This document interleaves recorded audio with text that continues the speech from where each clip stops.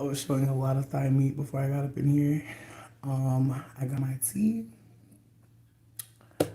I'm going to be reading from the book. You know, I always pull from the heart, but I will be reading from the book. And I am working with the Black Tarot deck. And this is what the box looks like. It is so beautiful. I'm so excited to share more of this deck with you. And this is the book that it comes with. It is hefty, okay? It's thick. It's a thick one. And there's just so much in here. There's spreads in here. There's so much information. I'm hella grateful. This is one of the best gifts I've ever received for my birthday. And so I just want to share it with you. I am also going to smoke, but I brought my other phone here to do a list and to play music. You never know. But yeah, my plan was to come here and do a little tarot party. I told y'all about it a few days in advance, but you know, it'd be a lot to be on time to places or to even want to go to something, even digitally. So grateful for everyone that made it. If you know you want a reading, if you know what you want your reading to be about, just tell me your name and we can just start whenever. I'm trying to think about what song I want to play. Ooh. This is one of my little jammy jams.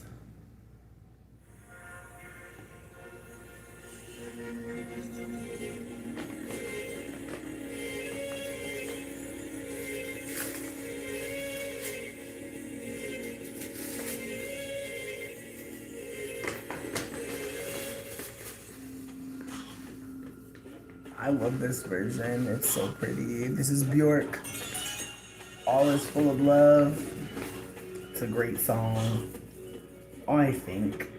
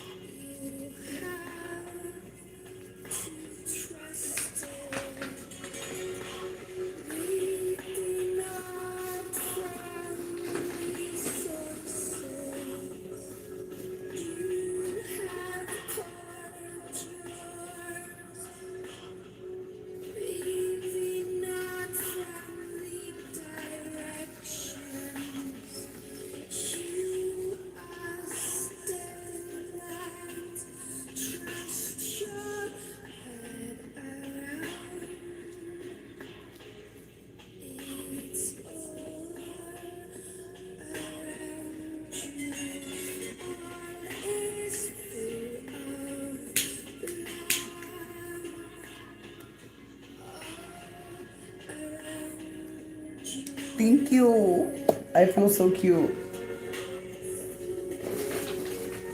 Ooh, I almost didn't have a lighter.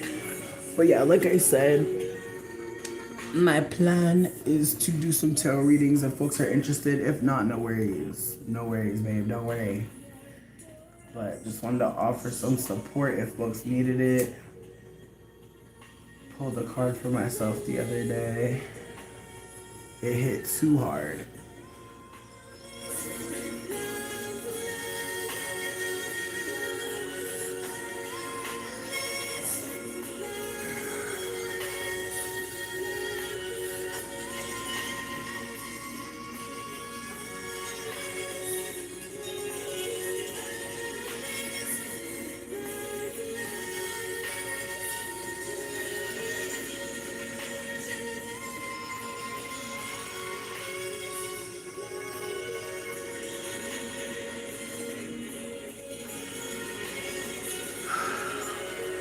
Ooh, I got you.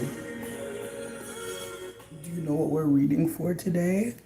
Do you have a theme? Do you have a topic? Is there a desire for any information? And if not, my question is, do you want to get an affirmation? And this is for anyone here listening, like, it's your world, you know, it's Taurus season. It's I have, and so I want to just lead with abundance. If you have something that you want to bring, you want to ask about, if there's something happening and you just want some more clarity from ancestor, let me know. I got you.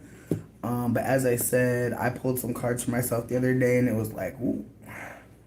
But yeah, Britt, whatever you need, let me know. If you don't want to talk about it, you just want the card pulled, you could just post a pineapple. You could just post a pineapple. But I would love it if you would tell me if you want the card pulled from the top, the middle, or the bottom. Because the way that I like to read and the way that I interpret the day, I treat it like the loudest message, the most clear message is on top. In the middle, it could be gut feelings, inner saboteur. It could also be intuition.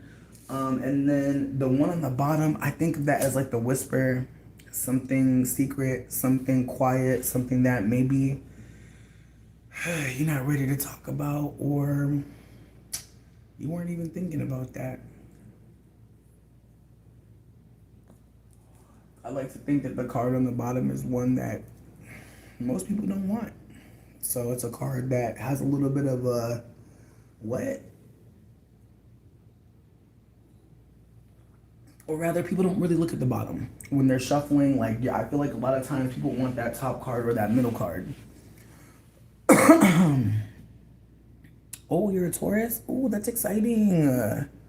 420 birthday. Whoa. Okay. Well, exciting. First of all, we're in your season. So, happy birthday. Happy belated. But also, we have a Gemini stellium right now, y'all. Gemini stellium. And the train car in front is Libra 0 degrees. So it's going to be very social, very chatty. But Gemini, that Gemini stellium, I feel like it's going to be a little, for some people, easier to see what you don't need. But for some of us, it might just feel overwhelming, just noticing all the things that are just not necessary, but they're still happening.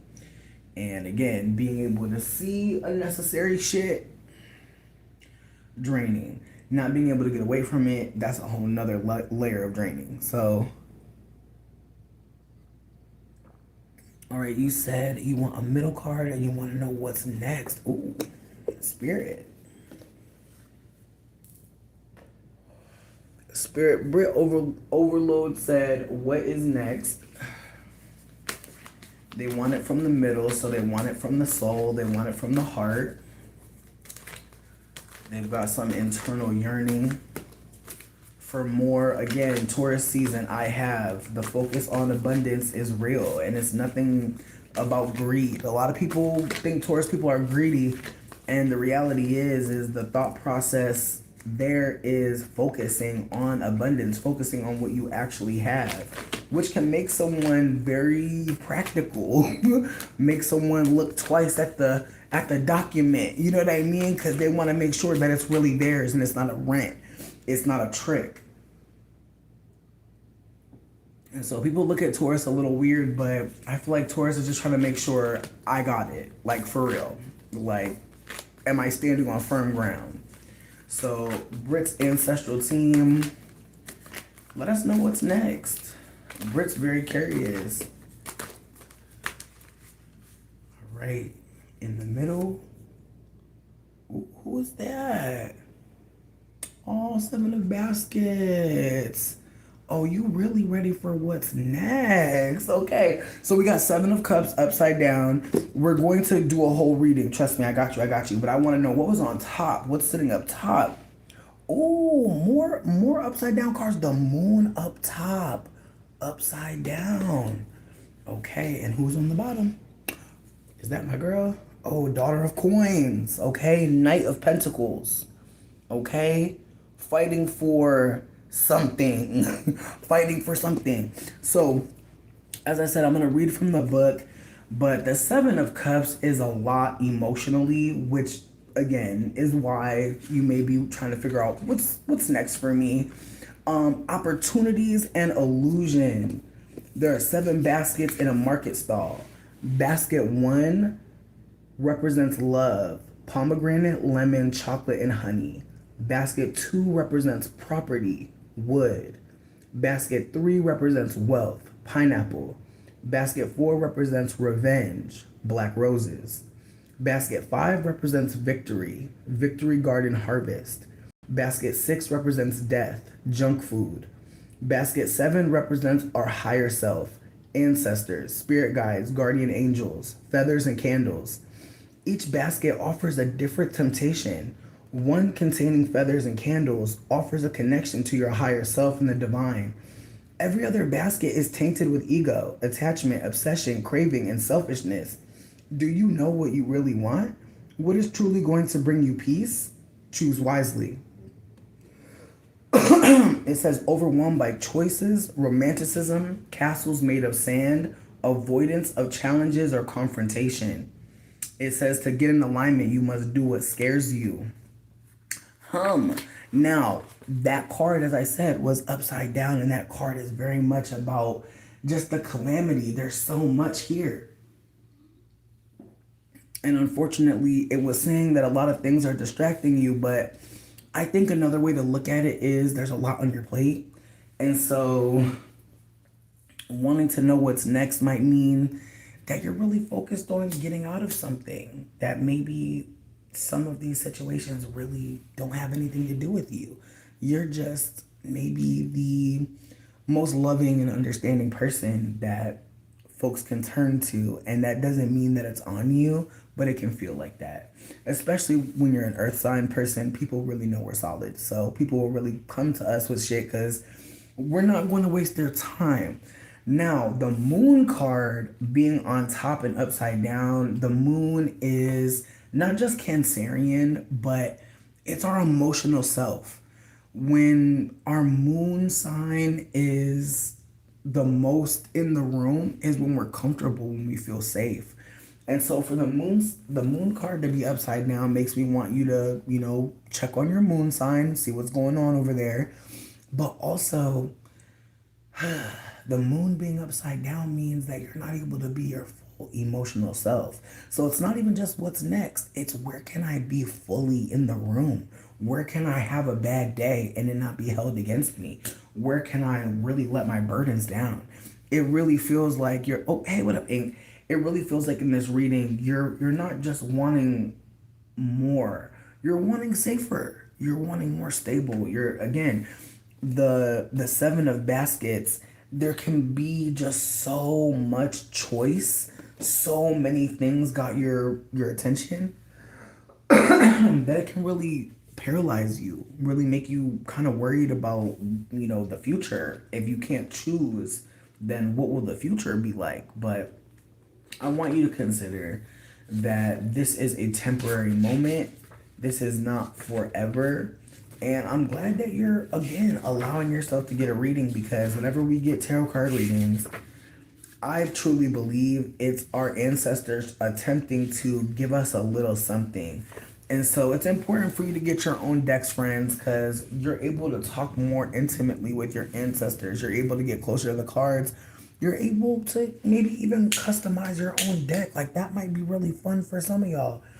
Just think about it, because I've been thinking about doing something to these cards. I don't want to touch them. They're so beautiful, but I want to enhance them. But I'm scared of, making a mistake. I'm scared of, just things happening, rubbing off on other cards. I'm just so scared that I'm not going to do it.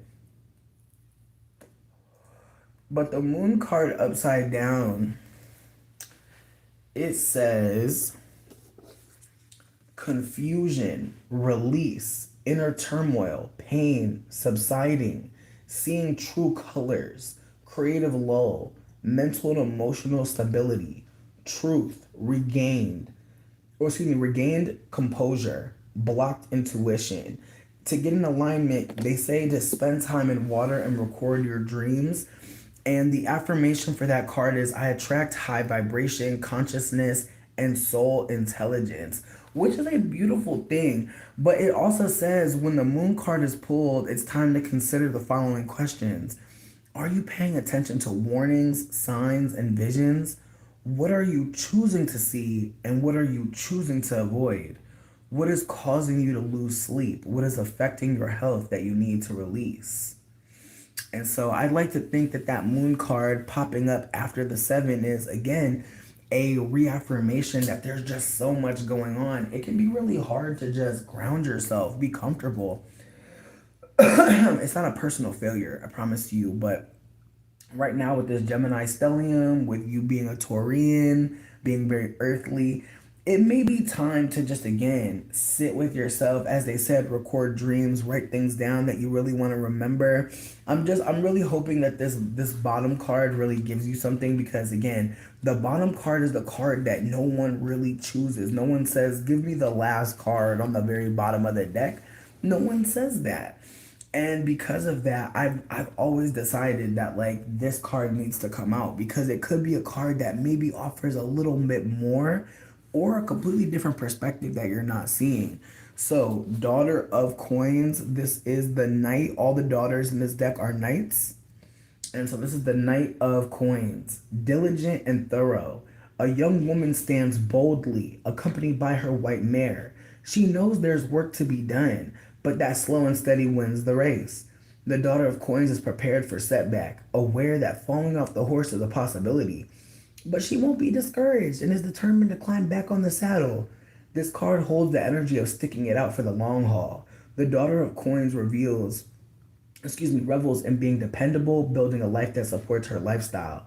She spends her money wisely and always has resources for a rainy day. Be wary of becoming stagnant by being too practical, not embracing change, or avoiding risk taking. The energy of the card can lean toward the extremes of being thriftless or hoarding, depending on how your energy flows. Focus on building finance or securing commitments, making proposals, advancing class size, gifts, and new contracts. But again, focus not on the paralyzing perfectionism, the wasted efforts in the past, self worth issues that are blocking wealth and abundance, and also the lack of past planning that at times may have you sitting with the present and the future not looking like you want it to. And it does offer that perhaps a cooking class may help. Now, hear me out. These cards were all upside down, and I like to believe that it's a challenge for you to flip them, for you to notice what is in the way, what is not necessary, and what is really taking up way too much space. Setting good boundaries means removing yourself, but also letting folks know that, I can't do it, but I still love you. Also, the moon card, looking for safety, looking for safer places, looking for places where you can be your full self. Look at her dancing. Look at her not worried about her shadow. That's a big theme with the moon. When you're in your moon sign energy, you're not thinking the worst things about yourself. You're usually thinking the best. You're usually uplifting yourself. And so there may be more negative self-talk. Trust me, Gemini is very communicative. So that stellium in the sky might be telling you all types of things that are not helpful. It's important to talk back. Sometimes you have to say, oh, hell no, that thought belongs in the pits of hell. You have to verbalize out loud. Make yourself laugh by talking to a demon inside. It may be cathartic. Again, we all have thoughts that are really evil and mean, and they could come anytime. Some of us, we just went to the bathroom, fucked around, turned on the light. Now we all in our face. Now we all in a pimple. And then where do we go from there? I just hope you know, like, everyone has really defeating thoughts about ourselves, but we're allowed to look ourselves in the eye and say, whoa, why are we thinking that? Hug yourself, show yourself, giving yourself love. That can really turn things around. But I know for some people, buying a snack will help too. I know for some people, spending money on that thing you've been saving up for, that's going to turn it around too. Do not, listen, it's Taurus season. It's Taurus season, so yeah, there's gonna be some things that you could purchase that might make you feel real good. Focus on that too, but don't forget that there are so many things inside of you that you could share with yourself right now that would really make you happy.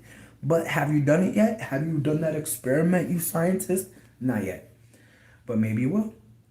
I'm just really hoping that this reading hit for you because this reading really had me just sitting with, just all of these empowering, encouraging cards that sometimes when the card isn't up the right way, we can sometimes just get too in our head about how we didn't get that good reading or that affirming reading. And I feel like this reading was a reminder that like they did not like yes, yes, there's been harm done. Yes, there's been perhaps manipulation as well.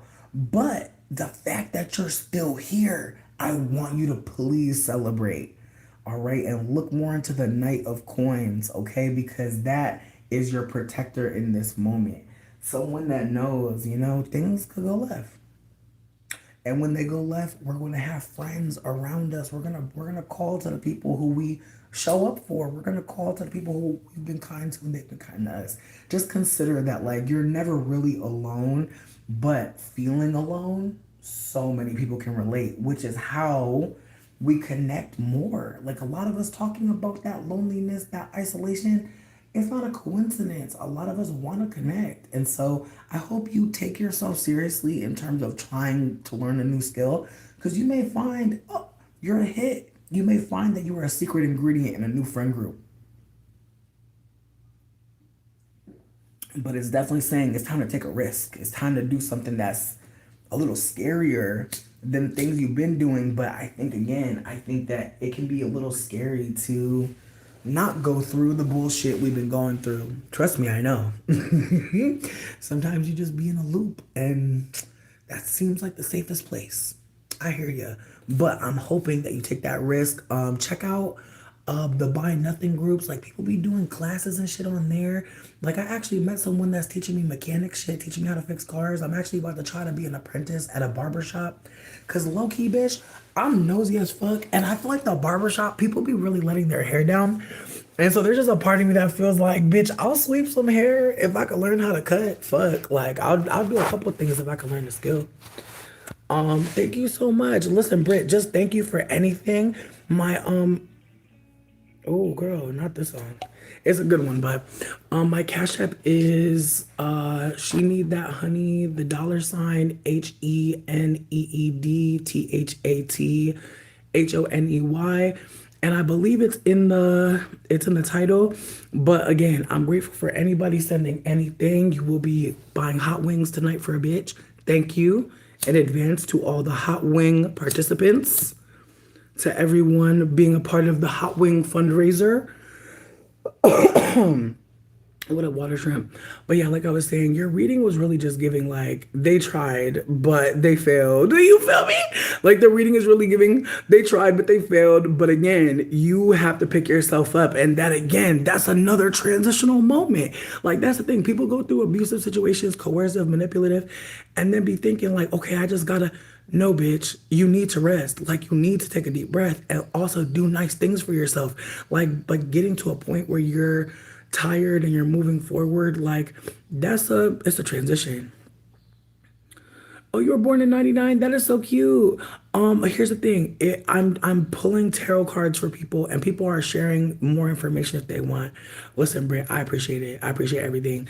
Just thank you again for taking the risk and letting me pull cards for you.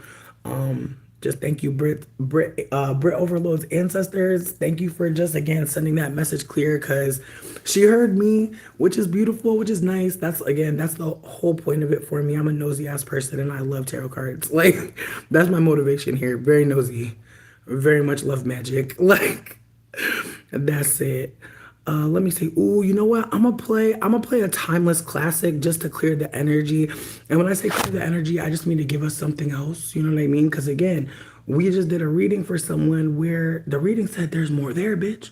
The reading said, bitch, there's more life. For a plain yellow pumpkin to become a golden carrot, impossible. For a plain country pumpkin and a prince to join in marriage, and four white mice will never be four white horses. Such folderol and fiddle-dee-dee of courses, impossible.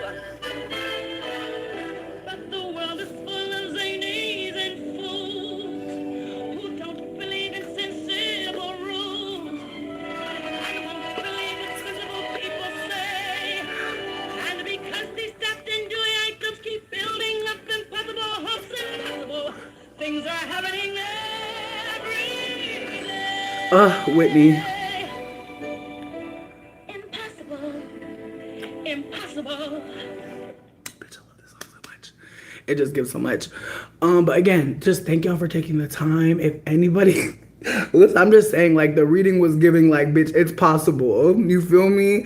And I feel like I was a real old person when I heard her say it's possible. Like, I thought my whole life this song was called Impossible. Then I found out it's called Impossible slash It's Possible. I was like, bitch. And I was high too, so I felt way more magical. Anyways, with that being said, babes, it's possible. The deck really was just reminding you, like, they might have tried, but they were not successful. And I'm grateful again that you are open to hearing a message. If anybody else wants a card pull, please let me know. We don't have a list going. We just kind of just been rolling. Yeah, so if someone else wants to go, feel free. All you have to do is basically, okay, so there's a couple ways to get a reading. You can send an emoji if you really don't want to talk about it. You can talk about it. What up, Bob? Hey, Bob. Excuse me. Or if you want to talk about it as much as you'd like to, but just tell me what card you want.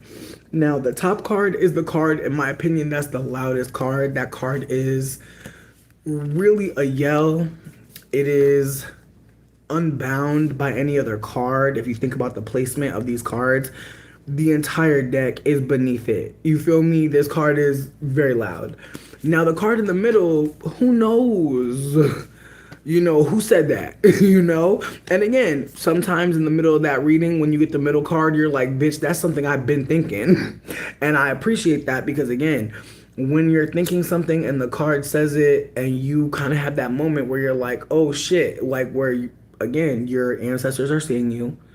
Bob, yes, Bob is next, and then CK, and then Water Shrimp. Like I said, if you want a card pull, just tell me what it's for if you want to. If you don't want to, you want me to just interpret what I'm seeing, we can have fun like that. Or if you want to tell me your business and then tell me if you want a top, middle, or bottom card. So that's what we're doing. Just keep that in mind. They go as slow or as fast as it comes. I feel like that last reading was maybe 5 minutes, 6 minutes. It wasn't very long, but I try to make it hearty. Try to make it hearty because, again, you picked one card. You chose one path, and then the other two cards I picked, but not really. I only truly got to pick one of your cards, but still, you know, that card.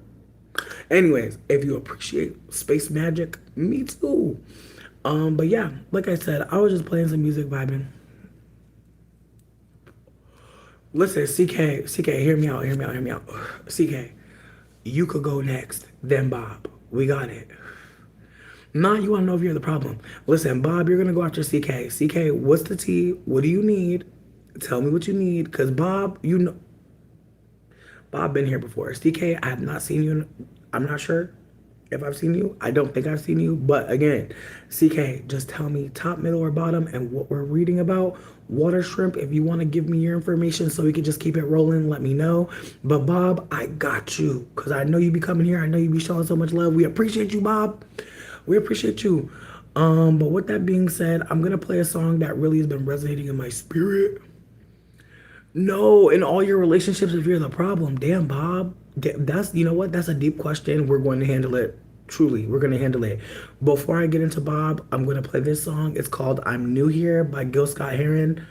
Beautiful song. And really, that is my Patronus in this moment. Like, I have no preconceived ideas. I don't know anything about y'all. We strangers. I'm just pulling some cards. 1, 2, 3, 4.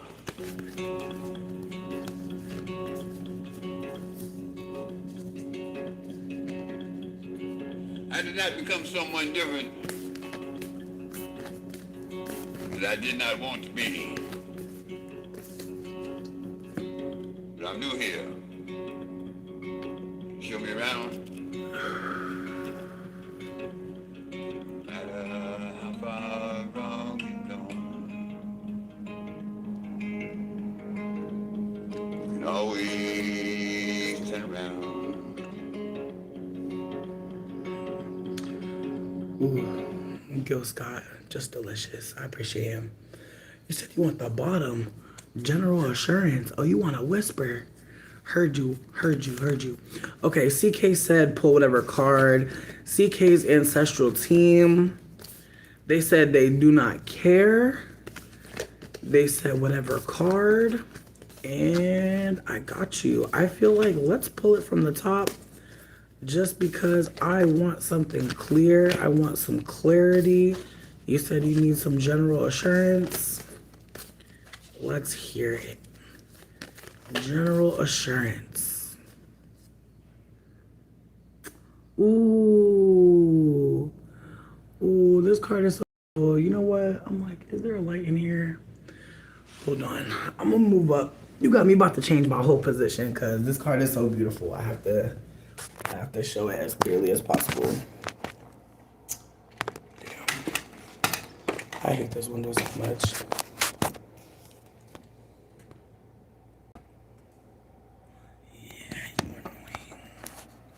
Very annoying. Okay. This. The world card. Look at that. Love being poured on the world. It's really beautiful. Very beautiful card. And then the middle card. Let's see. Something in the middle. Ooh. Oh, the Four of Knives. Heard. Okay. We got some things to talk about. Ooh. Ten of Wands. Now, friend, when I get into this reading, I want you to know that I mean all of this with so much love and so much care and support. But Alexa, play Tyrone. Sweetie. Excuse me, not Tyrone, Bag Lady. My bad. Alexa, play Bag Lady. It's really giving that you are working your fingers to the bone, babe. I'm not sure what it is that you're up to, but it's really giving that you have to release. You don't have to be the fairy godmother to everybody. You don't have to give till your last drop to everybody. I know that you're a loving person. Do you know that you're a loving person? Do you know truly? Because this read so far has been giving that you've been really giving so much. Yeah, I can see that. I can see that. I can see that you need support. And I'm really wondering, like, is there any way to pour into you? Because again, this reading is really giving that you're not just a parent, you're also an educator, you're a teacher of some sort.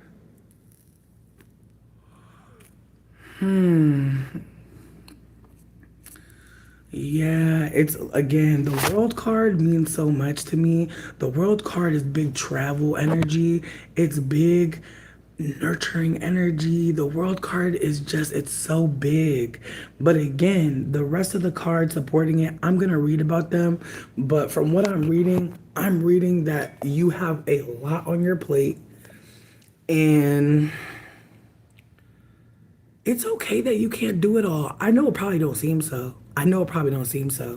But I need you to know, like, truly, like, it's normal that everything's not being handled. It's normal that everything don't make sense. It's normal that, like, you know, you're frustrated, you're tired. It's normal.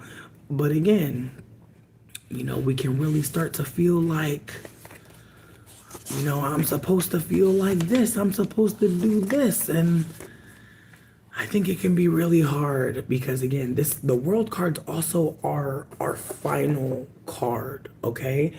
In terms of major arcana. So what that means is it's one of those milestone moment cards.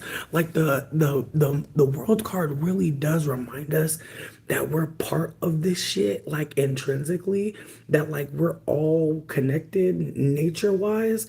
And so again, this is a reminder. I want to say that like this is a moment, you know, this is a moment. Please feel free to post your Cash App. You know, if folks wanted to send me a tonight, maybe help out CK. Again, these are all free readings. Folks can send a tip if they want to, but if folks haven't sent anything to me yet, please. But again, I'm hoping you know the world card is it's positive, but again, From where you're sitting, it might not feel so. The world card, it says results revel. Yes, a woman waters the world, knowing the importance of looking after the planet and honoring all living things. The world card indicates that the completion of one journey and the beginning of a new one. It is the uniting of the outer and inner selves. The journey has forced us to confront, persist, and evolve. Certain chapters must be wrapped up and brought to an end. Move on. The world and adventure await. Reminder, no one escapes judgment, not even the judge themselves.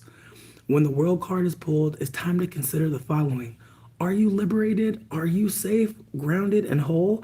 How do you show up in the world? How can you heal the world?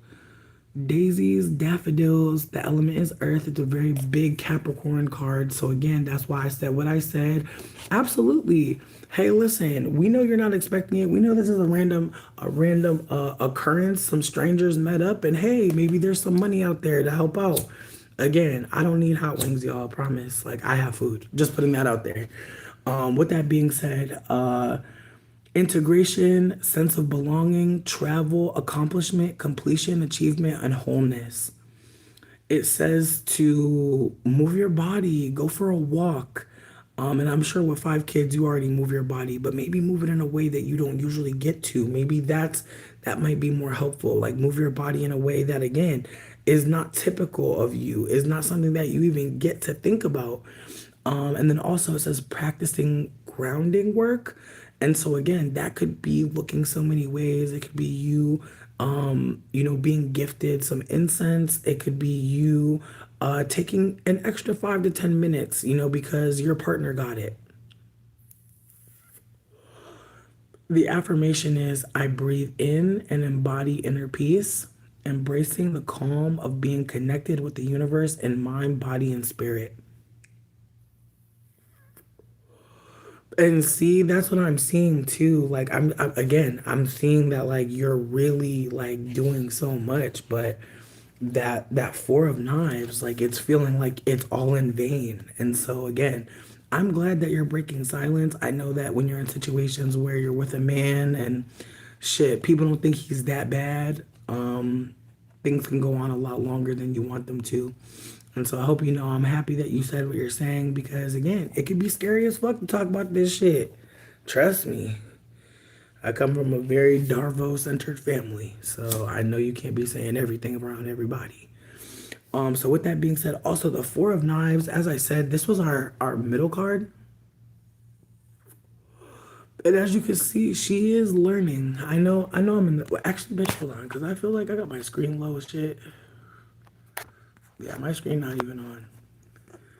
But she's reading, she is in contemplation. She's really taking her time to get more information. What up, Ange?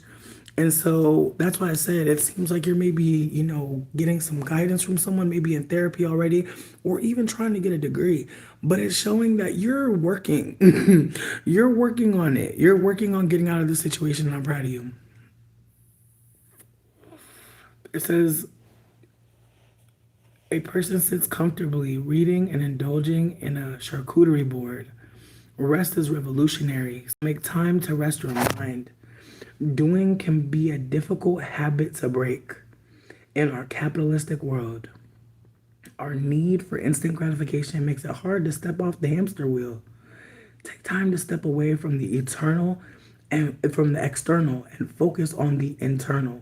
The 4 of knives reminds us of the necessity of solitude, asking us to clear blockages that are preventing inner peace. Be still and allow to surface that which needs to be shed because you have grown. It is time to retreat from the hustle. You need and deserve a break to recoup. Isolation and loneliness, exhaustion, rejection, misunderstanding. Ask yourself what your immediate priority is and set aside everything else. When the immediate tasks are handled, take a break and then begin the next priority. And so again, I want us to also think about the 4 of knives. Got you. Definitely got you. When I think of the 4 of knives, I think about this video I watched once where a woman was talking about the 4 of knives, and she was saying the 4 of knives typically will have a knight in a tomb. And the card signifies taking a break before doing something that could kill you. And I think about how that could be literally, but also like metaphorically, like the ways that you kind of like pause before a really big conversation that, you're scared of having with that person, you're scared of having with anyone. The way certain conversations, like, they're not what killed the relationship, but they'll be seen as like that moment. Like the moment someone says, like, I don't want to be with you anymore, like that becomes the breakup, not all the behavior that led up to it. And so again, it's feeling like you're not just burnt out, but you're also, as you were saying, unable to respond naturally to your situation. And so that could, again, make you freeze, make you pause, make you overthink things that should be a no and like firm. But again, the ways that like you're saying that your partner is not being helpful and is scaring you is why I said what I said about Bag Lady. Because whenever I see the 10 of Wands, that's what I think of. When I see this card, I literally hear Bag Lady in my head. And you know what's funny? Right underneath her looking right at you, a card we just pulled that says, stand up. They knocked you off that horse, but so get back on that horse. And underneath her, moon card. Hello. And I shuffled, y'all saw me. So, like I said, the daughter and the moon, they're both like, you know what you really feel. And you know that you might not feel the strongest, especially after going through what you've been going through. But that is not the end of your story. Imagine that. Imagine that's the end of you. This moment. No way. But again, these cards are ones that are very hard to hold. I'm going to read the affirmation for the 10 of Wands because I really want you to hear why I say what I said. This card is very, very tiring. And even the way the book talks about it, I feel like don't even really give how tiring it is. I feel like it outlines the tiresome behavior more so. And in my opinion, from the last time I looked at this, but I could be wrong.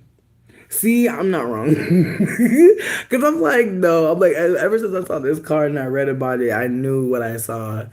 So, like I said, you can see clearly that this woman is with bags. She also has a baby on her back and sticks on her head.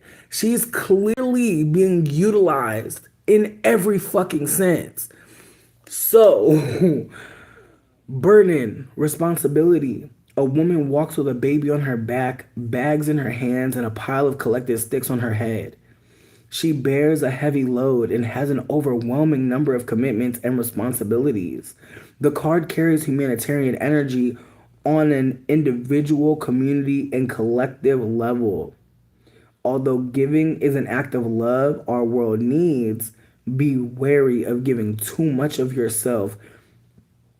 Don't allow getting caught up and in the hustle and bustle to become an excuse to hide from the things you'd rather not address or process.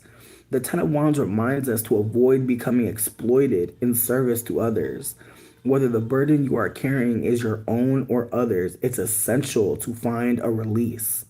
Ultimately, you must ensure that your cup is constantly being refilled and that what you give out to the world can be sourced from the overflow of the saucer. Your cup must always be full. You are not your achievements and successes. Take them to take time to savor life. Remember, rest is also revolutionary. End of economic struggle, bittersweet and liberating death. Ending exploitation and abuse, release, self-care, taking time off. Now, because the card was upside down, it says heading toward illness because of responsibility. Too much on your plate. Having the impression you cannot do enough, unbalanced, no peace of mind, discrimination. It says spend time creating with people who inspire and uplift you. And so it's really giving that in this read, the focus should be on renewing you. And I'm not sure how helpful this is, but if possible, there are some warm lines I'm going to post in the comment section. Actually, I want to be candid. Do you want me to delete this live? I want to just check in with you because I'm cool. I'm cool with deleting it if like this could maybe cause problems, but what I was gonna offer is like I was gonna post some links to some warm lines just in case, because again, I know it seems like everybody's down bad and there's not enough, but with a precious gem, I feel like that's such a like it's a way to get people to not even think about reaching out. And the reality is there's still people sharing. Okay, okay. I just want to check in with you. So yeah, so but thank you for letting me. Thank you again, because again, I want to start doing that more. Like when people share certain stuff, because again, you never know, bitch. You really never know, how these abusers be coming or like what they do to track, and you never know. So I would rather just checking with you.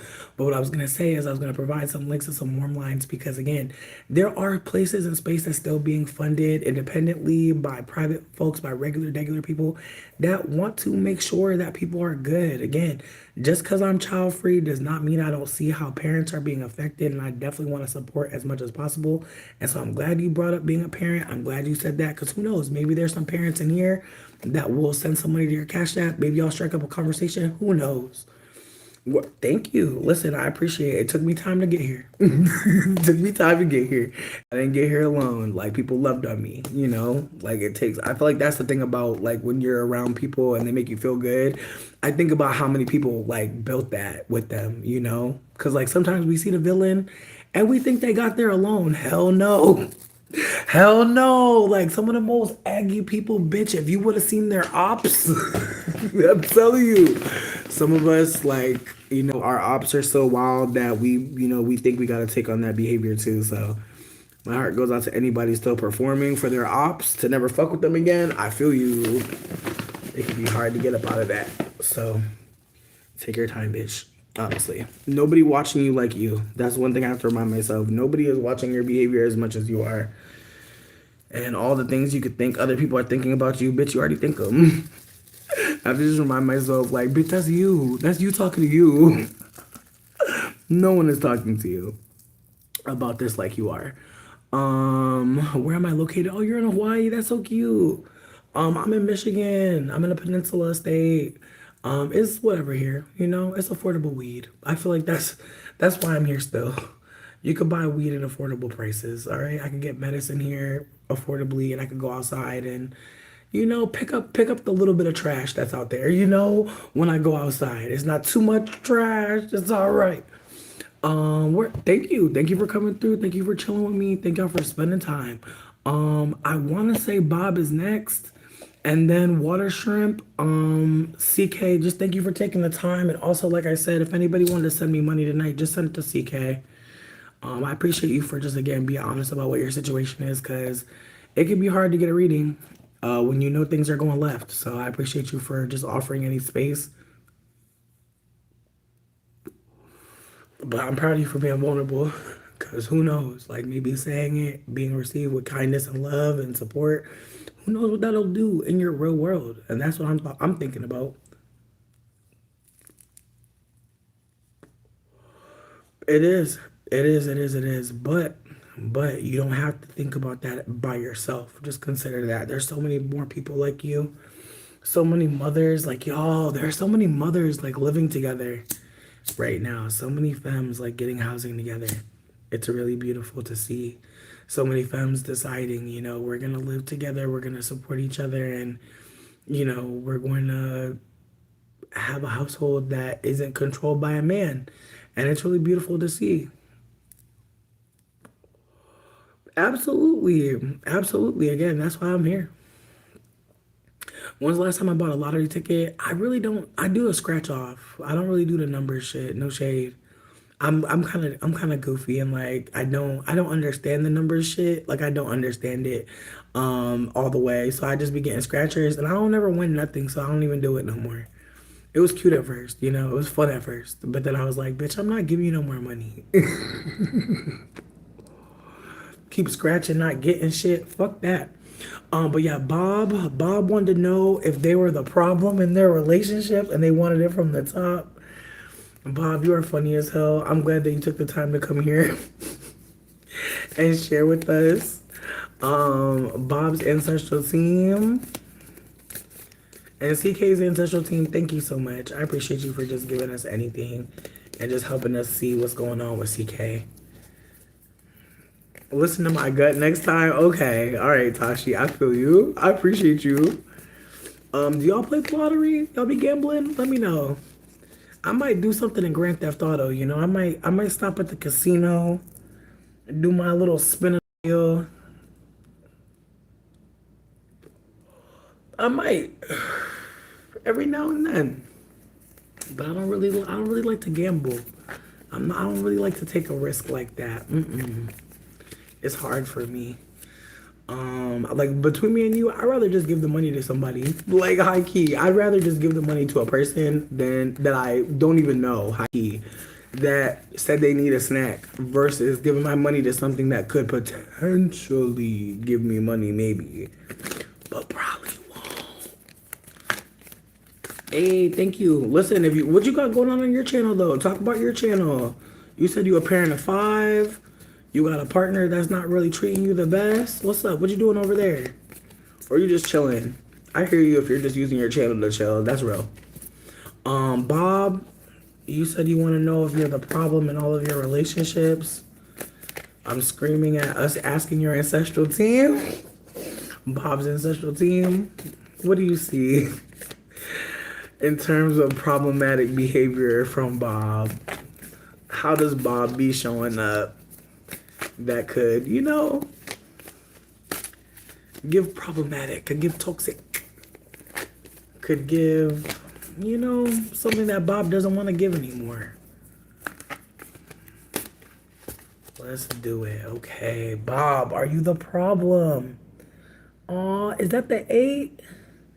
Oh, the 8 of coins. Oh, now 8 of coins, big Virgo energy. Some of these cards I'm very attracted to because, bitch, I'm a Capricorn. Hello. So when I found out there was a card where bitches was literally making money, yeah, this is big Virgo things. I'm gonna be real. You may be a perfectionist in relationship. You may be someone that goes into a relationship knowing exactly what you're worth. And so you want to get it back tenfold. And I'm not mad at you, honestly. I go into a relationship trying to benefit as well, strategically as fuck. Like, I'm not going to get with every old person because I already know the outcome could be my pH balance is fucked up. I'm robbed. I'm wigless. You know what I mean? So many things can happen. You fuck with somebody.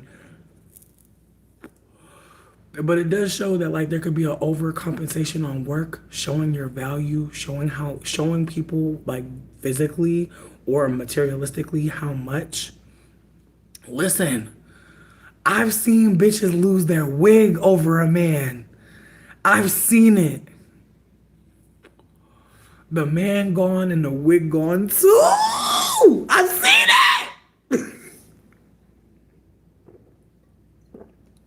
And I'm like, did he give it to the other bitch?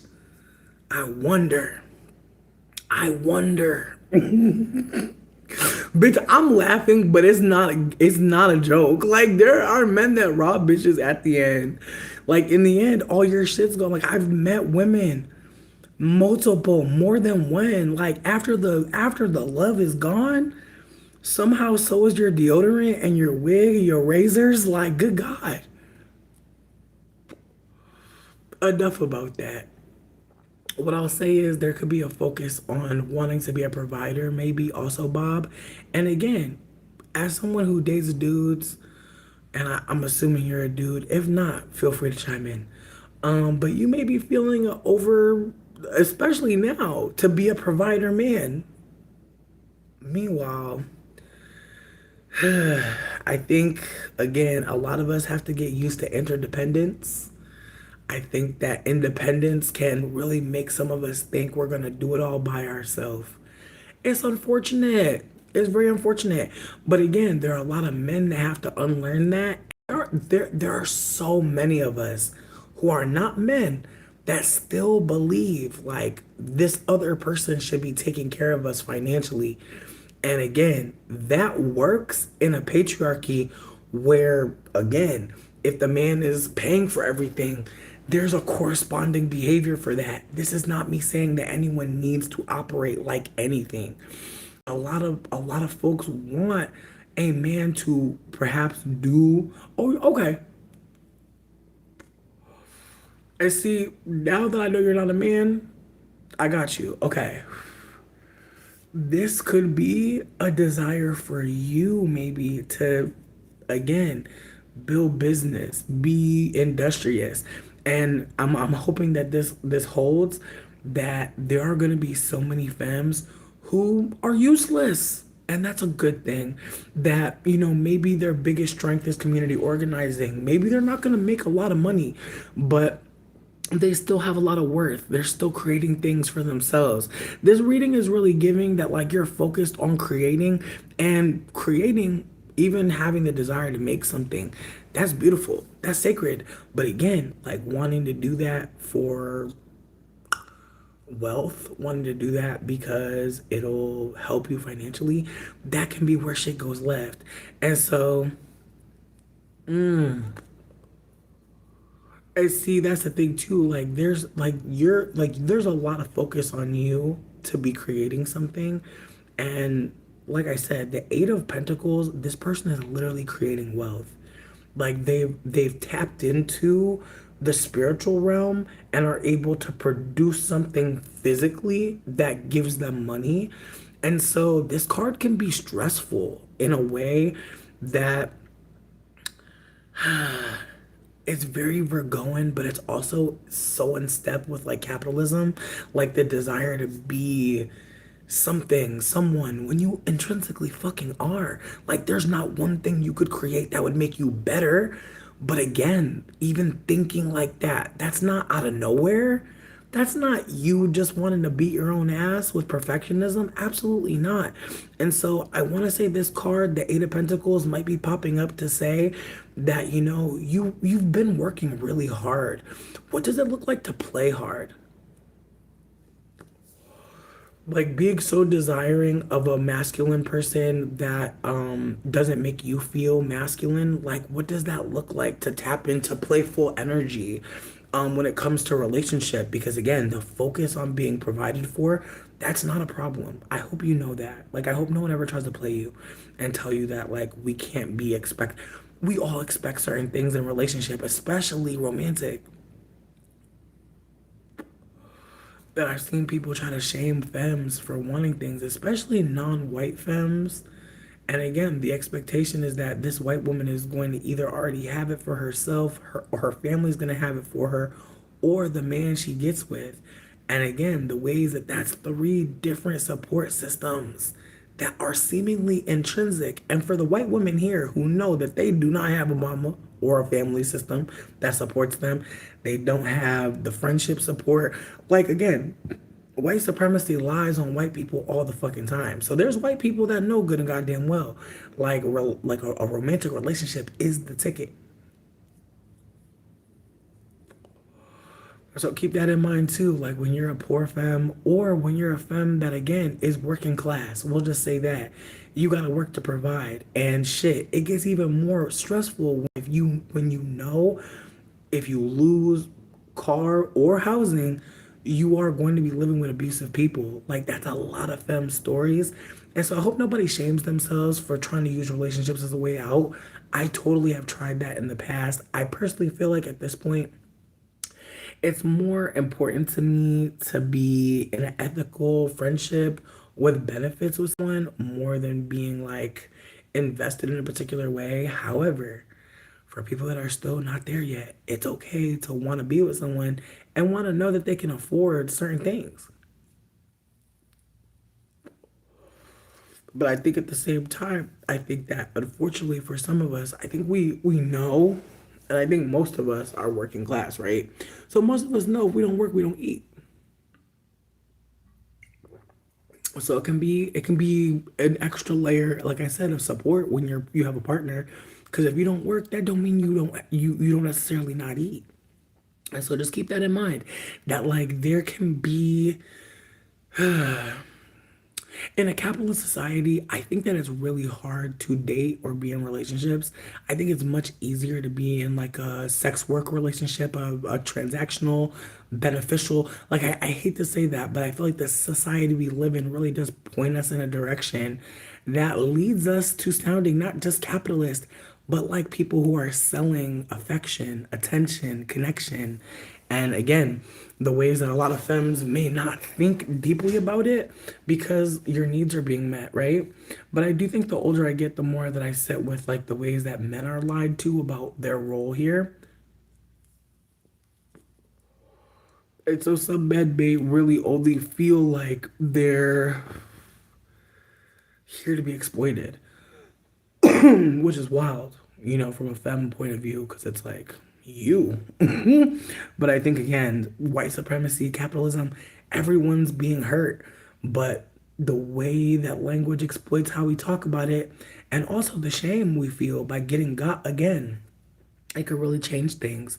So I want to just say that from what I'm seeing in that first card, the first one we pulled out, it really is giving that like you're trying to again create worth, create value when it already exists. The fact that you can put your hands on something and really bring something out of it, really turn, flip a coin, that's magic, but it's also not the only thing you can do.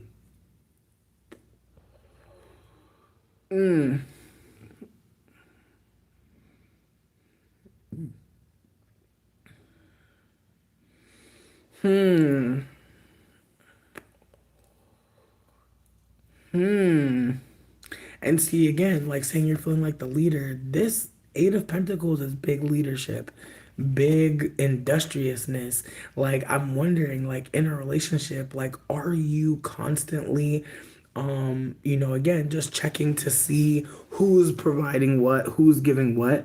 I'm not saying that's wrong. Again, I don't want to shame you for how you're operating in a relationship. I just want to urge you to consider that this may not just be like a relationship thing. This also may be deeper desires. Like, I grew up poor as fuck. I'm not gonna say I'll never be with a broke man. That's crazy to say in a society where there's only two classes. What I'll say is, I've been with enough people to notice that there are some people that don't care if they get an eviction. They don't care if the light gets shut off. Like, there's some people that like they don't care.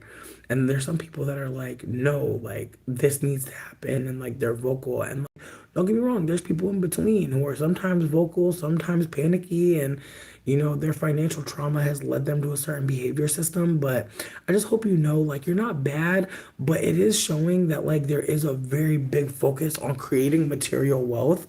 And I think just to frame it in a kinder tone, perhaps you're focused on legacy.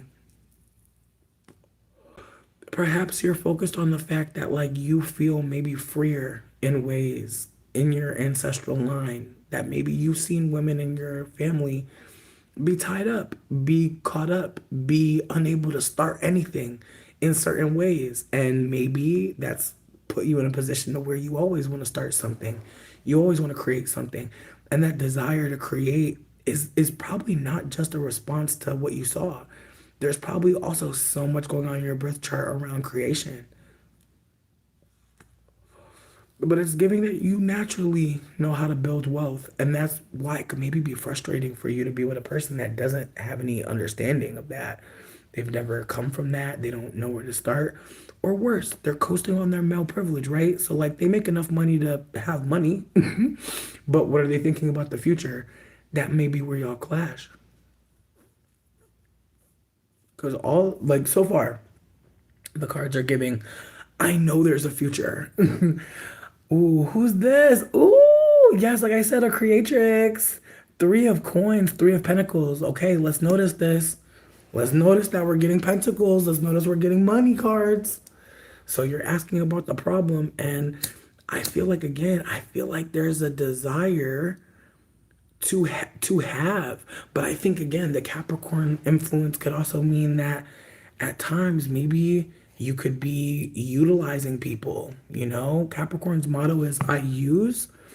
And so you may find that like, you're not really in a relationship. You're kind of like doing what works.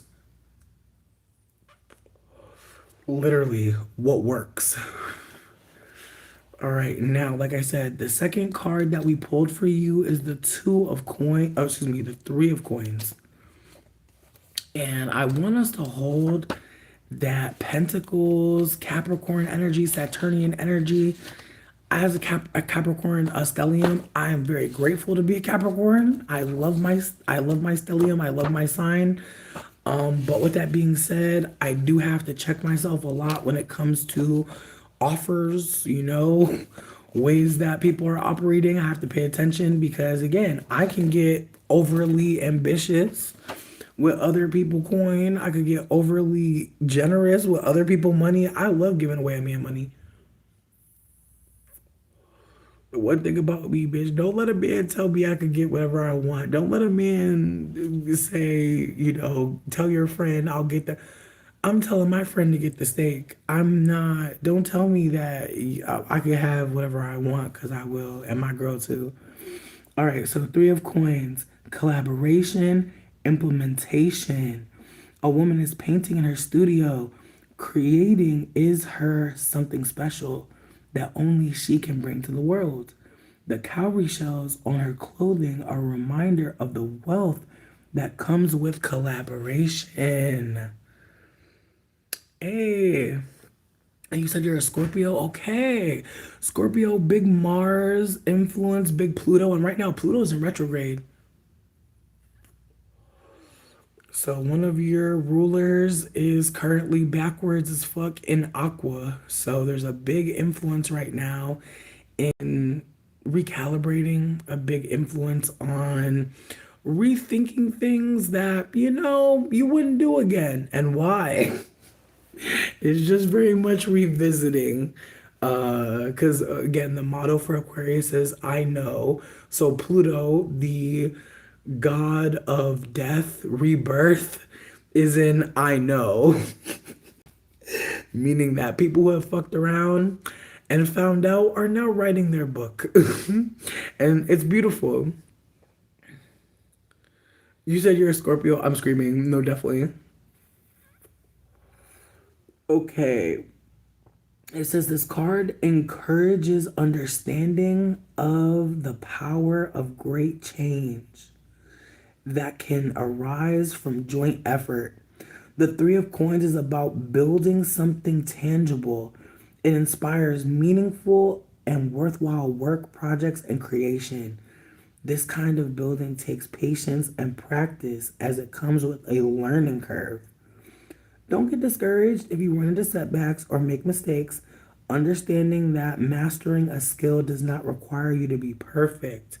So, again, perfectionism coming up again, friend. And I would not be surprised if this was a Virgoan card. Like, I would really not be surprised. If you want to just, again, feel free to come back to this video and check on your cards. But I'm pretty sure the Three of Coins is either Virgo or Capricorn. But I know the Eight of Coins is Virgo. And so, again, hearing the word perfect has me just wanting to urge you towards considering, ways that you have a certain standard. And again, that standard may be for yourself, but it may be bleeding over into other relationships. And that's not a problem per se. Your desire for things to be a certain way, that makes sense. Again, I want you to just think about your childhood. Think about when things weren't right. Think about when you noticed when things weren't right. Or when you're noticing things aren't right. Just think about the past and, like, again, why you're so focused on creating a future that is not the same. I just hope you consider your behavior is not just out of nowhere. Like, you've been through something, or you don't want to go through something because you've seen someone else go through something, and you've decided that you're going to do the opposite of whatever the fuck you saw them do, which is just fine. But with that being said, you gotta give yourself a break. You have to give yourself a break because these cards are very, very, they're earthy, they're heavy cards. They're cards that are about someone wanting to maybe show someone that what they thought or what they said was never true, but you knowing that it's not true is the most important thing. But again, we can get so caught up in trying to show people, prove people wrong that we forget, bitch, you know that shit was a lie. Again, we can get so manipulated by people behavior that we forget, like, that shit wasn't true, but it hurt. Things can be not true and still hurt. And the way people see us can still hurt. Even if, again, that's not who we are. Okay, now that last card, I did get the Six of Wands. This is a very beautiful card. This is a card about childhood, being young. You see the person on the carousel. It's about the ups and downs of life. It's about not getting off the ride just because it's not going the way you thought. These cards, again, are a reminder that the relationships you've been in the past, there was a huge focus on you performing, on you being something. And again, the way that this person, they're so studious. They're literally, like I said, they're creating wealth in their home, in a safe space, in a sacred space, in a cozy space. So consider that. That, like, how do you bring your work home? How do you bring perfectionism into the home space? How do you stop yourself from creating? How do you not allow yourself to maybe make a mistake, to not create the most masterpiece, you know? How do you allow yourself to just play? That's what I said. That's what I said. As soon as I saw that card, I'm like, how do you allow yourself to play? Because work is really a big focus. Money, big focus. Perfection, the freeze of wanting to create, but oh no, I don't know if I'm gonna make a mistake, so I won't even create. There's a lack of risk being taken. And again, this card is the answer to that last question. Yes. Yes. Yes. You are on the carousel of life. The Six of Wands, I will read the affirmation for you because, again, the bottom card is a card that nobody picks, but it's an important card and it's a reminder that there is relief, there is hope. But again, when you don't feel like hope is there, you don't feel like things are going to work out for you, it can really fuck things up and it can really fuck up your future. And so, a woman sits on a horse on a carousel. She is victorious, basking in the fruits of her transformation through the cycles of life. The Six of Wands reminds us that our past does not dictate our future. Let go of any imposter syndrome that may be creating self-doubt. Share your magic with the world unapologetically. Public recognition is wonderful when earned, but it should not operate as motivation. Success is still success, even if not recognized by others. The Six of Wands is about owning and harnessing what makes you unique.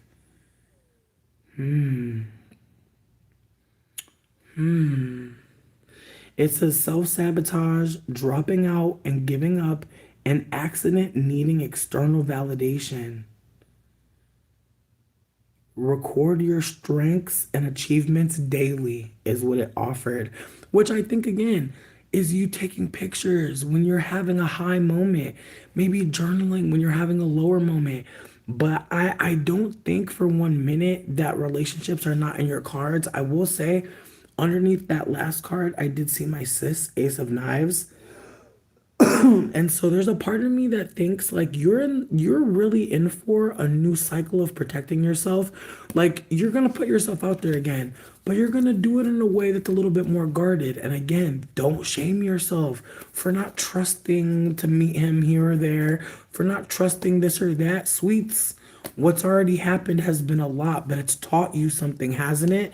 I hope you know, like this last, even the person before the Virgo, like there have been some connections you've had that have put you in a situation where, again, even thinking that you could be the problem when it seems like the problem has been what's happened to you and it's still living and it's still alive. And that's not a bad thing. Please don't try to kill the feelings with alcohol or weed. It won't work. I promise you. I learned the hard way. But do try to consider, writing down things so that you can maybe time travel when things are not going well. Write it down so that when you're in a better place, you can come back to it and maybe process it then. But do not think for 1 minute that you're not being seen. Your ancestors really want you to know there is more out here for you, Bob. There's so much out here for you. But are you willing to get back out there? Are you willing to not think that the past is the future? That's a harder motherfucking question to ask, honestly. Because sometimes we go through so much. Why the fuck would we think there's better out there? Where has it been? Again, it's one of those catch 22s where it's like, of course you wouldn't think there's better out there. Where has it been? But again, when you put yourself out there and you find someone or you find a group of people or you find a new hobby skill, like it does kind of remind us there's a corner to turn. And again, sometimes you could be in such a straight line and such a, again, an isolation, a lack of socialization. You can be in such a space of regret, shame, pain, punishment that even thinking about the future is painful. And I hope anyone out there who feels like that, I hope you know everyone feels like that at some point. As a 36-year-old adult person, everyone at some point feels like they've done too much to do anything else. They've said too much, they've cried too much, they've cussed somebody out too much. Like we all have days where we really feel like we should not be here any longer. And I'm hoping you know that's not true. But more importantly, I'm glad that in the past when you thought that, it did not prevail. And I'm hoping moving forward, you keep that same energy with those thoughts because they're not coming out of nowhere. Our society is unfortunately feeding us a lot of things that make us think we shouldn't be here. No. No, no, no, no, no.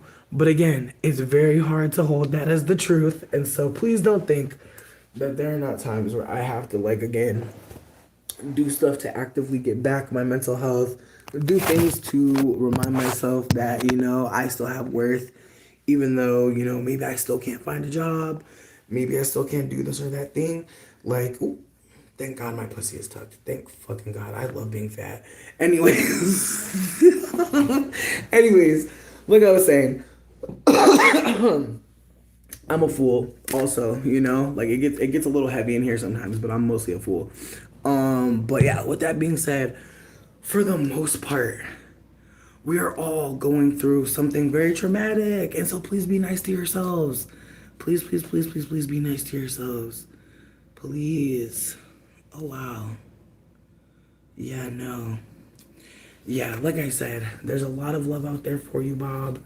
But again, whatever knife skill, gun class, capoeira, whatever it is that you're thinking about investing in, maybe to protect yourself moving forward, I hope you do it.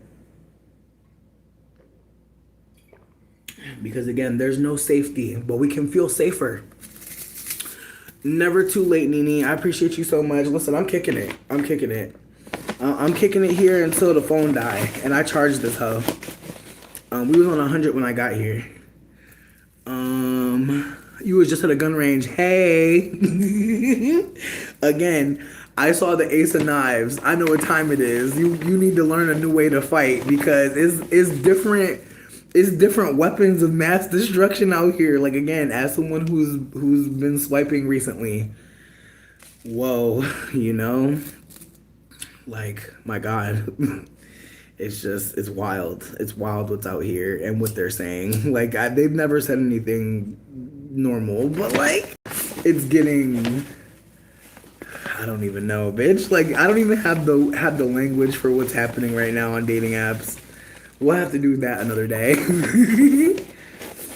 Oh, no, here's the thing. It's not that I see danger. When I saw the Ace of Knives, it just shows a woman that's not playing. Like, you've already had someone perhaps pretend to be someone that they weren't. Maybe get a little too aggressive and it does not sit right with you that they have your address. Again, the cards are definitely saying that, like, you're no longer in a place of... I don't want... See, and that's the thing, too. I don't want to say you were ever thinking wrong. But what I want to say is, like, the reading was giving that, like, you know, you're thinking about your future and your legacy. You're thinking about more than, again, maybe what some people are even willing to sit with as a topic. And that can really make you feel alone, like especially if you're focused so much so on, again, not struggling, not suffering. Like the Eight of Pentacles is very much trying to make sure they're Gucci and their babies and their babies. Like they're very much trying to be that ancestor that people can't say nothing about because they was grinding. And so again, that desire to grind, it can leave you a little isolated. It can make people think that that's all you care about. And of course not. Of course not. But again, being focused on the financial future, that can be a hard position to be in, especially when, as you said, people want you to be a leader in a relationship when the relationship is two people. And again, it's the ways that typically men have that issue, right? Where like someone's like, you lead, and so you saying that like you're feeling like someone's pressing you to be the leader, or like people want you to show up in a way that you're not, that can really force us to really wonder again, am I the problem? Am I doing something wrong? Did I make a mistake? And no, I think that unfortunately there are a lot of there are a lot of men that still want what their dad got, still want what their grandpa got.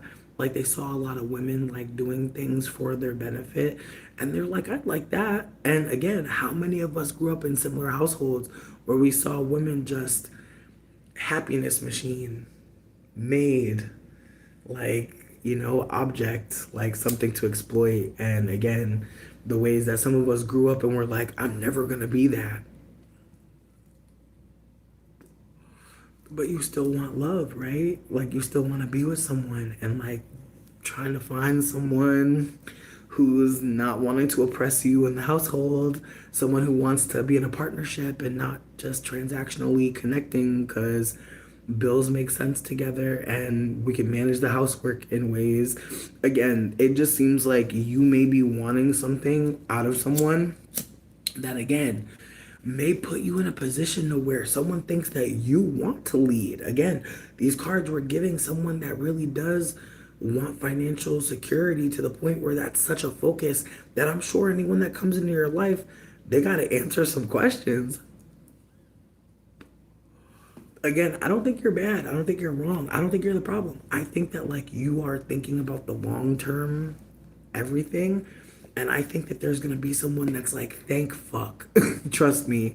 There are gonna be people who meet you who are like, I'm so glad. Because again, there's people like myself who's kind of like, hey, let's live. And in my relationship, no one's leading, and I'm grateful for that. But again, sometimes it can be overwhelming. Like sometimes it can be like, damn, we can do whatever we want. The freedom can be kind of overwhelming. So again, I want to hold that like I wasn't always doing this. I used to be the leader in my relationships. I used to think that that was important. At this point, I think we both need to be heard, and we both need to be, again, open to hearing that it's not working, that things need to change. And that flexibility can be that flexibility being there or not can sometimes be why the relationship don't last, don't continue, don't grow, is because, somebody's scared of maybe losing power. And again, that's what I saw too. Is like, you are thinking about the future, and that can be a powerful position in a relationship, like the fiscally responsible one. But it can be lonely. I think about the ways that like, me and my partner are talking more about finances because like I've kind of like taken a back seat. I kind of just give them money when I give them money, and I don't think about it too much, but it's causing stress. And so we're talking about it more. But again, it's the ways that like they had to, open their mouth and talk about the ways they were feeling. They had to like not build resentment. They had to be willing to be candid. And again, the ways that like I love when a man wants to lead financially in a relationship, but that can also mean so many other things about that man. And so I see so many perspectives here, unfortunately. And I think we can all play a role that we don't really want to. But again, the safety, the security that it seems like, right? To let a man pay for everything. Next thing you know, you see a woman on TikTok talking about for 10 years, I didn't have to worry about anything. Now all my accounts are shut down. And I just think about the ways that, again, people will think that that woman's dumb. but really she was conditioned to believe she was safe, right? And so the ways that people can look at your situation and think you should have did this, you should have did that. Hindsight 2020, for real. Should you cut off your ex completely? Well, listen, Bob, I want to say that I got you in the end if we got time. I appreciate you for being so enthusiastic. But as someone who's very messy, I hope you stick around because I would love to talk about your messy ex. Just know. Now, I want to say Water Shrimp was next, and then it was Nene, and then Bob. If you wanted to go again, I got space for you too. But Water Shrimp, I believe, was asking about... Let's go back. They said bottom deck general assurance. Okay, Water Shrimp, if you're still here, I got you. If not, Nene, I got you. And then after Nene, Bob is back to you. If anybody want to go after Bob, just say something. But if Water Shrimp is gone, Nene, just let me know what we're reading about. And if you want to pull from the top, the middle, or the bottom.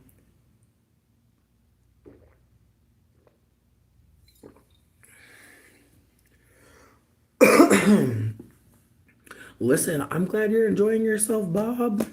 I was a little nervous coming here tonight. I'm going to be so for real. I have not touched my deck in a minute. And I did a reading the other day. And it was basically just like... I'm not going to go into it too deep. But the cards were like, you did that shit. It was definitely congratulating me, which felt really good. But ever since then... I don't want to hear nothing. Like, I know they was proud of me, but I don't know if they proud of me anymore. But we'll see. We'll see. I'll definitely pull a card for myself in the end just to see what's up. But, yeah, Nene, as soon as you give me what cards you want and what's going on, I got you. Take your time, though, no rush. And, then Bob, you said you want to know about cutting off your ex. If you want to give us some more information, because again, like if you want to say why we cut them off in the past. Libra relationship. Okay. And you know what's funny? Libra's at 0 degrees right now.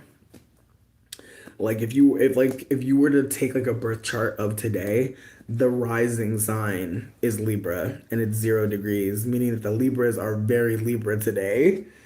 It means that Libras are very Libra today, and it's very true. Very true. As someone that has a Libra partner, the Libras were Libra-ing today. Let me tell you. Just in their energy, giggling and laughing. All right, now, Nene, I'm wondering, are you wanting a pull from the top, the middle, or the bottom? Alex, I got you after Bob. I'm wondering what you want me to read about the Leo and Taurus relationship. Feel free to be as messy as you want to be. Feel free to let me know all your tea if you want to. The Amethyst, you can go after Alexandra. And again, you just need to let me know what we're reading about and if you want to pull from the top, the middle, or the bottom. Right now, we're pulling for Nene. And then we're going to pull for Bob. And then we're going to pull for Alexandra. And then we're going to pull for Amethyst. So we got 4 people in the line right now. And we got time. We got time for one more if another person want to pop up. Ooh. Cutting him off. Oh my. All right. Nene's ancestral team. They are wanting you to look closely at their relationship. They are trying to figure out timing and a relationship disintegration ceremony. So just wondering where you are,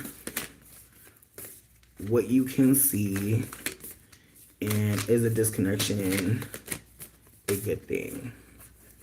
And they said middle, so Just want to make sure I shuffle this good. Ooh, we dropping cards. Who are y'all? Who are y'all? Who are y'all? Ooh. Nine of Wands. Okay. Four of Knives. Strength. Ooh. Ten of Baskets. Upside down, though. I'm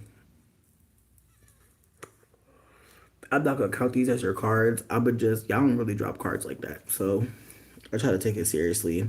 From what I can see from this, Strength card, big Leo tings. So this card is a reminder that you're a main fucking character, bitch.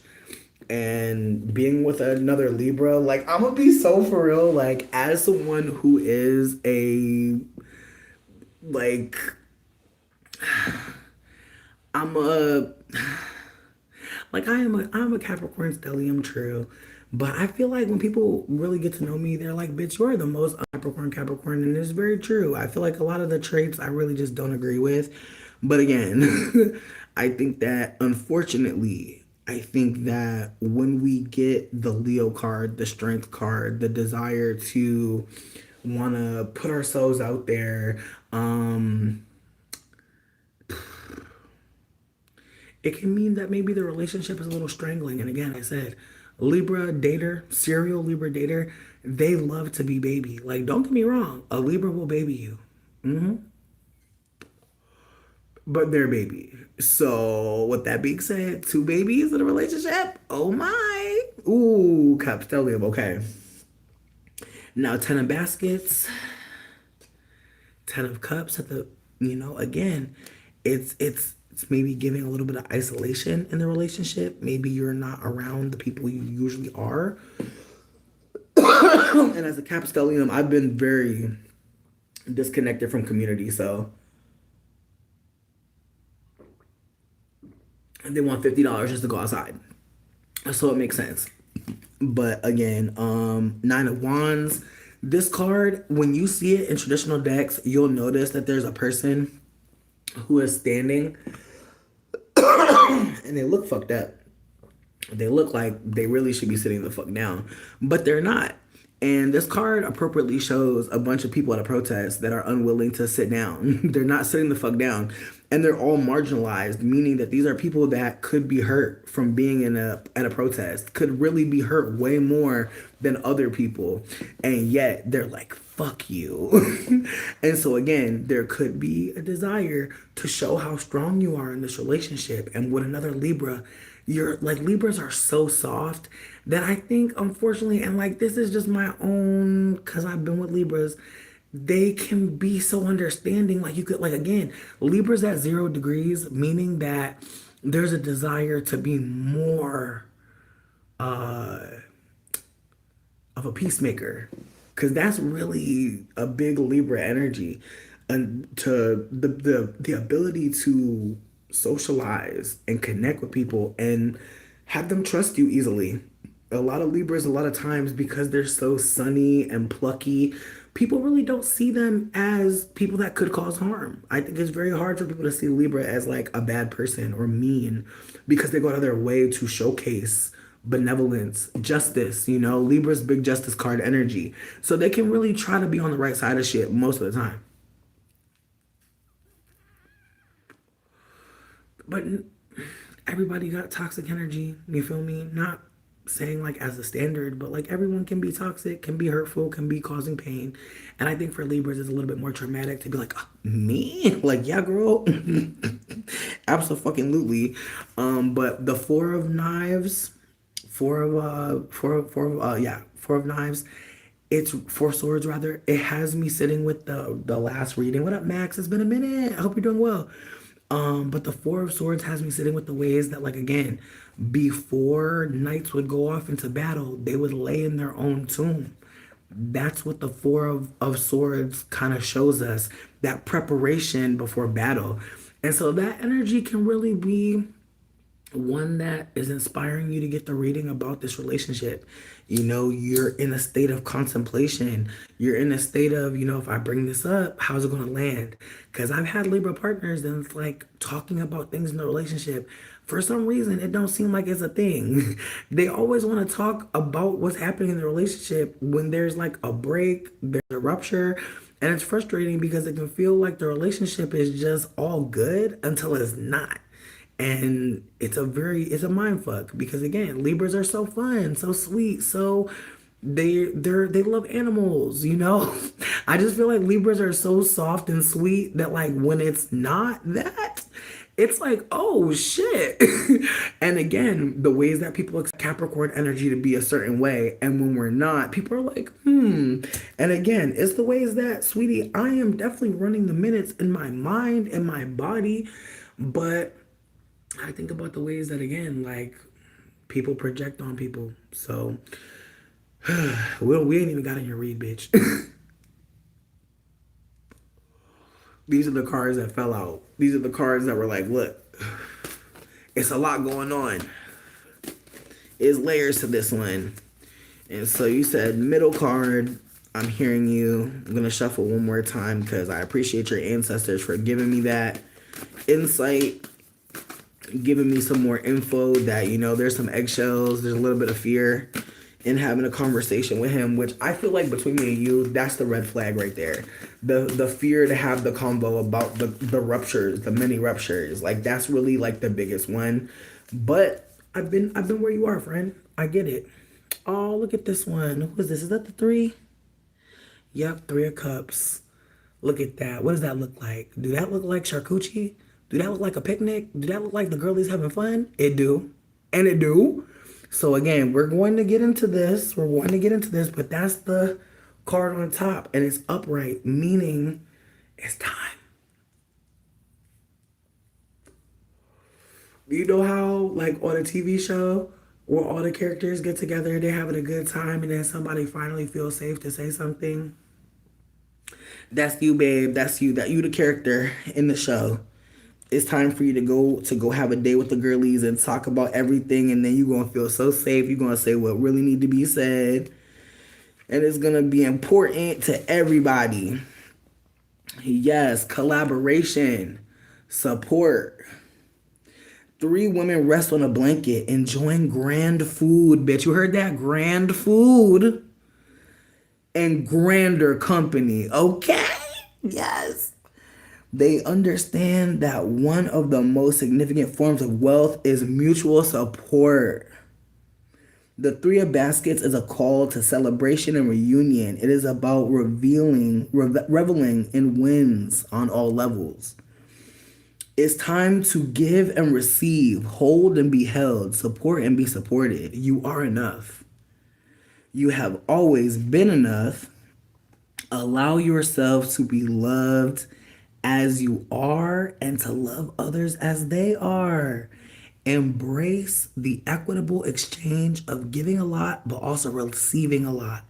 The 3 of Baskets asks you to focus on how your individual gifts can be amplified as a whole. Consider how you can celebrate others in mind, body, and spirit. Connect with a tribe that uplifts you. Take time to create space for shared joy and love with others. Walk in alignment where all can prosper and flourish. Community, mutual support, prosperity, celebration. Pause to take note of who is in your circle and who is in your corner. Okay, the 3 of Cups is such a beautiful card.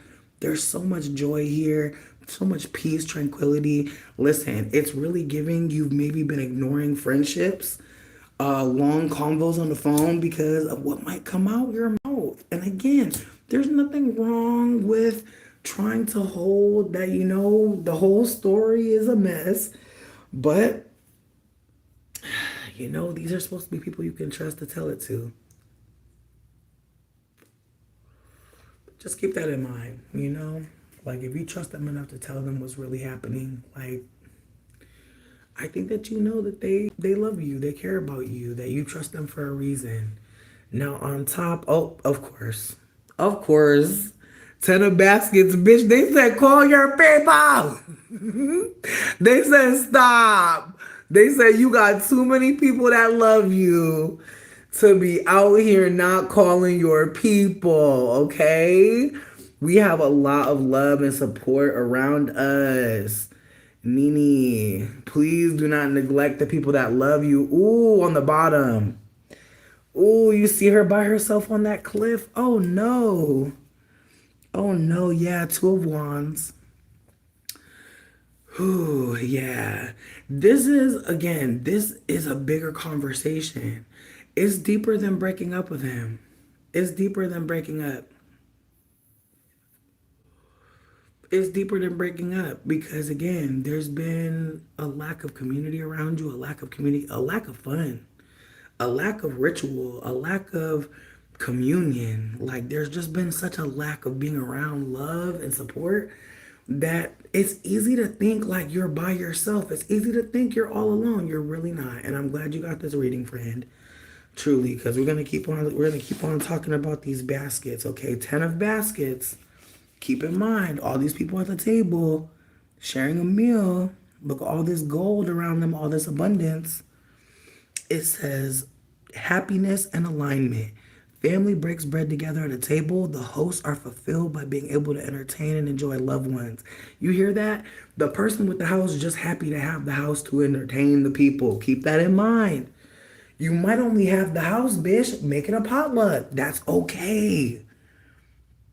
This is a card of celebration, carrying the energy of joy, peace, contentment, family, and faith. The Ten of Baskets is the homecoming of emotional fulfillment. Your heart is home because you know who you are and what you are here on earth to accomplish. You are welcomed and surrounded in love. The wealth of food and company and baskets is a showcase of abundant blessings. This card represents the solace of finding your family who accept you and bring tranquility to your life. Remember to show love to those who see you and have stuck by you on your walk. Recognizing our interconnectedness with all that is brings joy and peace. Celebrations with loved ones, blessings, divine love, blissful relationships, in yin. Yes. Aligning. Take your power back. Realign with the life you want to live. Yeah, these two cards, they're standing out because they're a reminder that, the tarot cards can tell us a lot, but these cards are telling me to tell you to talk to other folk in your life. Maybe you've been disconnected. Maybe again, being in a relationship with someone and it's uncomfortable, you're unhappy, whatever the case may be, it can be a little harder to share than when you're happy. Like when you're in a good space with your boo, you want everybody to know. You taking mad pictures. Like you really want people to see you getting loved on. But when you're not being treated the best, you can start to hide out. And you can start to think that like nobody wants to see your relationship, especially if you start talking about what's not going right in it. So as someone who knows exactly what that's like, please know you are not bad. A lot of us have been in relationships that were not, they weren't the best. And then you want to tell, then who the fuck want to tell anybody?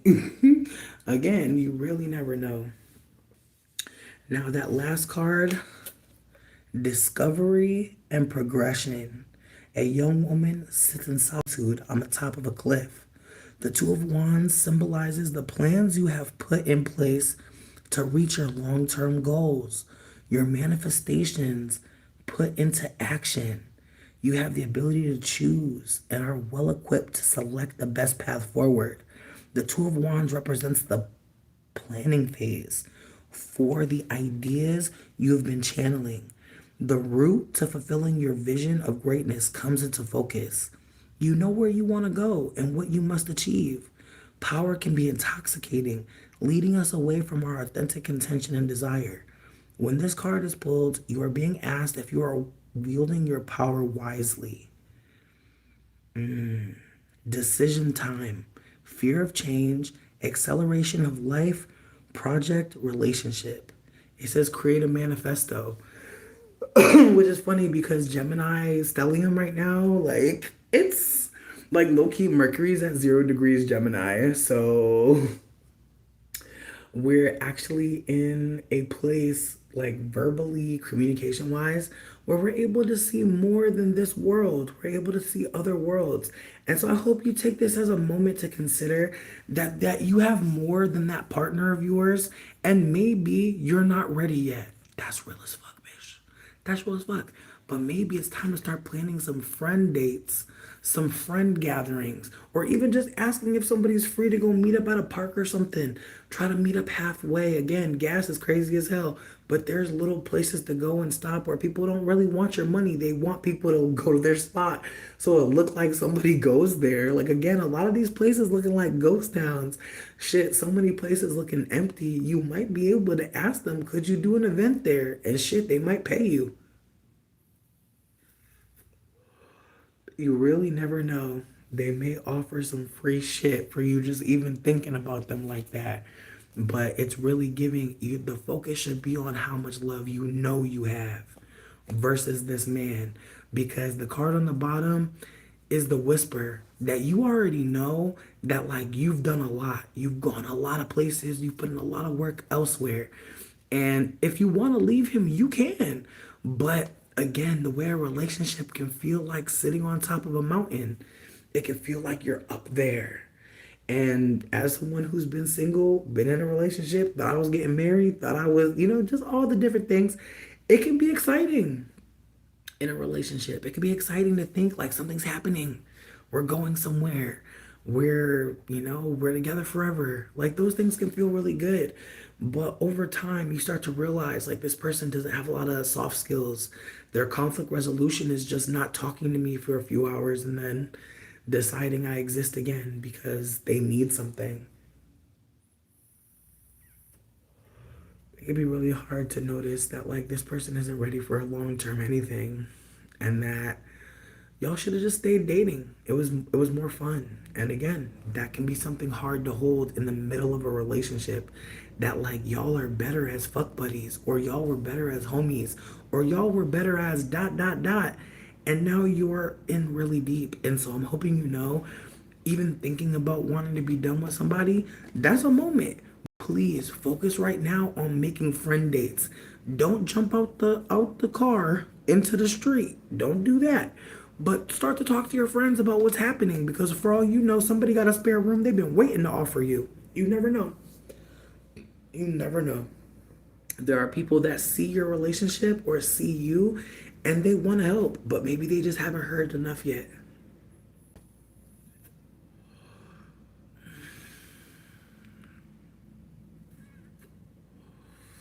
And see, that's the thing, Nini. Like, from what I noticed, like the cards were, they were offering that, like, again, there's hope in you. There's big hope in you.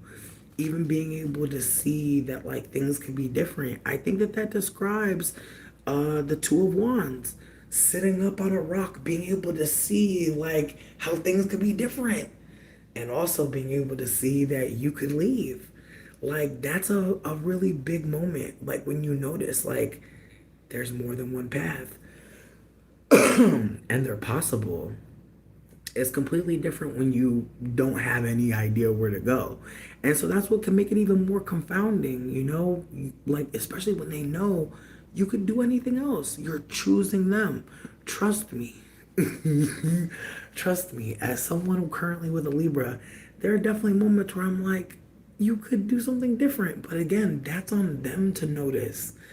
Like, once you're noticing that I think that puts you in a even weirder position where you start to feel like, something's wrong with you or so, and it's not. Like, again, like, we're not gonna all get along, like, to do everything.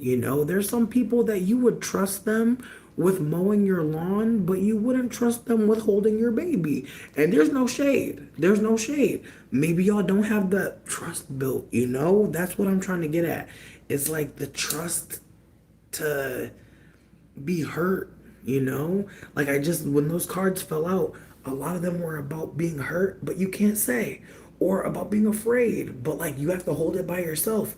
And all the cards in your reading were like, bish, you have love. And again, being with a man can really, especially now, have some femmes thinking like, what do I have? Who who really is there. And again, even like the ways that being in a romantic relationship will have you kind of, not as connected seemingly to your friends now, which sucks. Because again, like you having a partner doesn't mean you don't have friends, but it can feel like that, especially the more deep you get in romantic love. It can start to feel like this is my best friend and my lover, and it's so much. And again, maybe that could also be part of this is that he doesn't have enough connections. A lot of Libra men are loners, or they immerse themselves in romantic love. Their friend groups are not usually physical. They're usually the kind of men, because they're air sign, they can usually make friends visually, digitally. So having in real life community is important, but it can be remedied by technology, which means in real life, whenever I've had a Libra Buki, they want to come along. They can be very invested in their partners, which is not a problem. But again, it can be hard when like you're the one with the friend group, you're the one investing in people, and they're just tagging along and they're not really offering as much.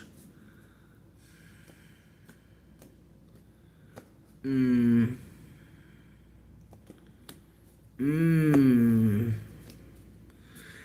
And see, that's the past hurts. The past hurts. Yeah.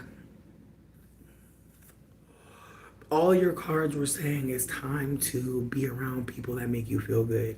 And the whisper from spirit is a reminder that this is not the only or the last, or there's no desperation in you, but again, on some fucking bitch. You know what? I'm mad that I just started thinking about this, but bitch, I wish I would have played landslide. Cause it's giving landslide, like bitch, you climb a mountain and you turn around. Like that's what it's really giving. It's giving the relationship with so much that when you actually sit down and look, you're like, dang. Antoine Duran Bernard, like you did not know how high you were until y'all stood side by side. You know what I mean? Like you didn't realize like how much you grew in the relationship maybe until again you start talking to other people, you start connecting with other people, and the ways the relationship can really feel like a petri dish, a bowl, a cup, and it's the way that once a relationship ends, you can kind of feel like the world opens up again. So there's a part of me that feels like while you're sitting up there, and again, I hear you saying that you should leave, and I'm hearing you. I'm hearing you for sure. What I want to say is leaving is in your best interest, but it's also a way for you to show yourself that you're not scared to start again. Cause that's another thing that I'm getting is like, being around your friends will have you around people that have had to do just that. Like I'm sure all the women in the cards, all the women that you were reminded of that you really love being around, I'm sure they have stories or have told you stories where you're like, damn girl, that was so much. And she's still standing, isn't she? All of them are. Like you're just like them. You've gone through something before and you still stood up and you're still standing. So again, you can still love him, but again, start to spend more time with friends because naturally you will find where you're supposed to be. I don't want to encourage you to just, like I say, jump out the window in the middle of this financial crisis, but I do want you to consider, just again, more time for friends, more time for other people, just so that he starts to realize, like, she's preferring to be around people that are doing things outside. She's preferring artistic endeavors. She's choosing nature. Like I just want you to do the things that actually feel good for you, that involve connections with others, so that again he can start to again notice that like your absence means he's alone. Maybe he'll start to notice that he already felt like that before you weren't there. Maybe he'll start to notice that like you having fun with your friends, when you come home you're in a way better mood. Like again, it's the ways that like you both may find by making time and space for people that naturally just come to you, naturally love you, the people that when you text them they text back, the people that look at your story and interact. Like there are so many people, Nini, like in those cards that like miss you and that miss being around you. And again, the weather been dookie, is getting nicer out. Like who knows what's in store, But this summer, please do not hide away from talking. Even if you don't, haters, even if you don't feel like saying all what's happening, that's okay. That's not a failure. Telling your full story, friend, like it could take a time. It could take a couple tries, and even then, that's still only part of the perspective. So just keep that in mind. The reading was positive, in that as you're asking about cutting someone off, the cards are like, but remember, you have friends. Bring them in. Like the cards were telling you, bring love in your life so that you can still feel it while you're with this person. That will naturally separate you if that's what's meant to be. Or what will happen is maybe all of the fun, all of the excitement will maybe inspire him, remind him he has friends too. Best case scenario is that both of you find connection with people that make y'all feel easy to love. So when y'all come together, you're pouring from full cups that y'all didn't have to fill for each other. Cause that's another layer to this too. There are so many people that pour into me that like by the time I'm back with my partner, I have more, and I'm not just pulling it from him or just pouring it into him. And so again, I think that widening your circle, getting more in a routine of just again spending some time with people, even if it's just digital hangouts, video games. I heard Netflix just started doing Jackbox. So PS to anybody who has Netflix, there's a gaming apparatus connected to it now. And so for anybody who plays video games, you can now play video games with friends who also have Netflix if they still have it. So just keep that in mind. There's so many more ways to connect now than there were. And I think that that might be a way for, again, for y'all to naturally do what feels good. Maybe the disconnect will naturally occur because you're spending so much time with people that make you feel easy to love that at some point you decide, we want to live with friends. We want to disconnect and, dissolve our connection an equitable way. Choose love in this moment. Yes, he has a lot of depression, it sounds like. That is not the only story, though. There's a part of you that maybe wanted to save him.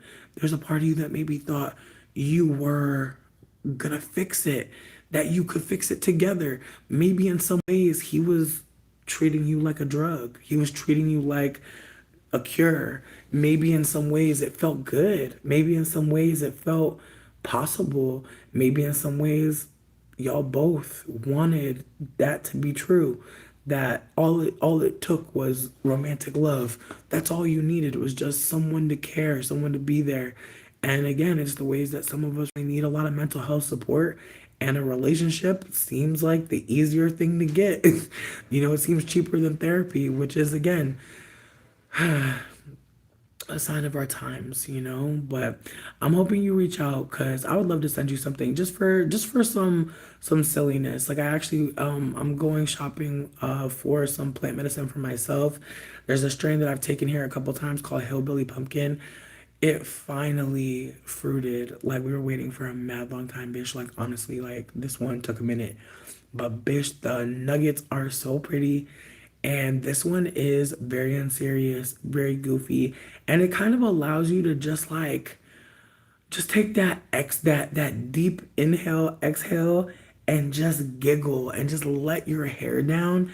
And I truly feel like after I take that strain, a lot of shit that I was just too stressed to really talk about directly, it just became so much easier to say because all that stress and tension in my body was now gone.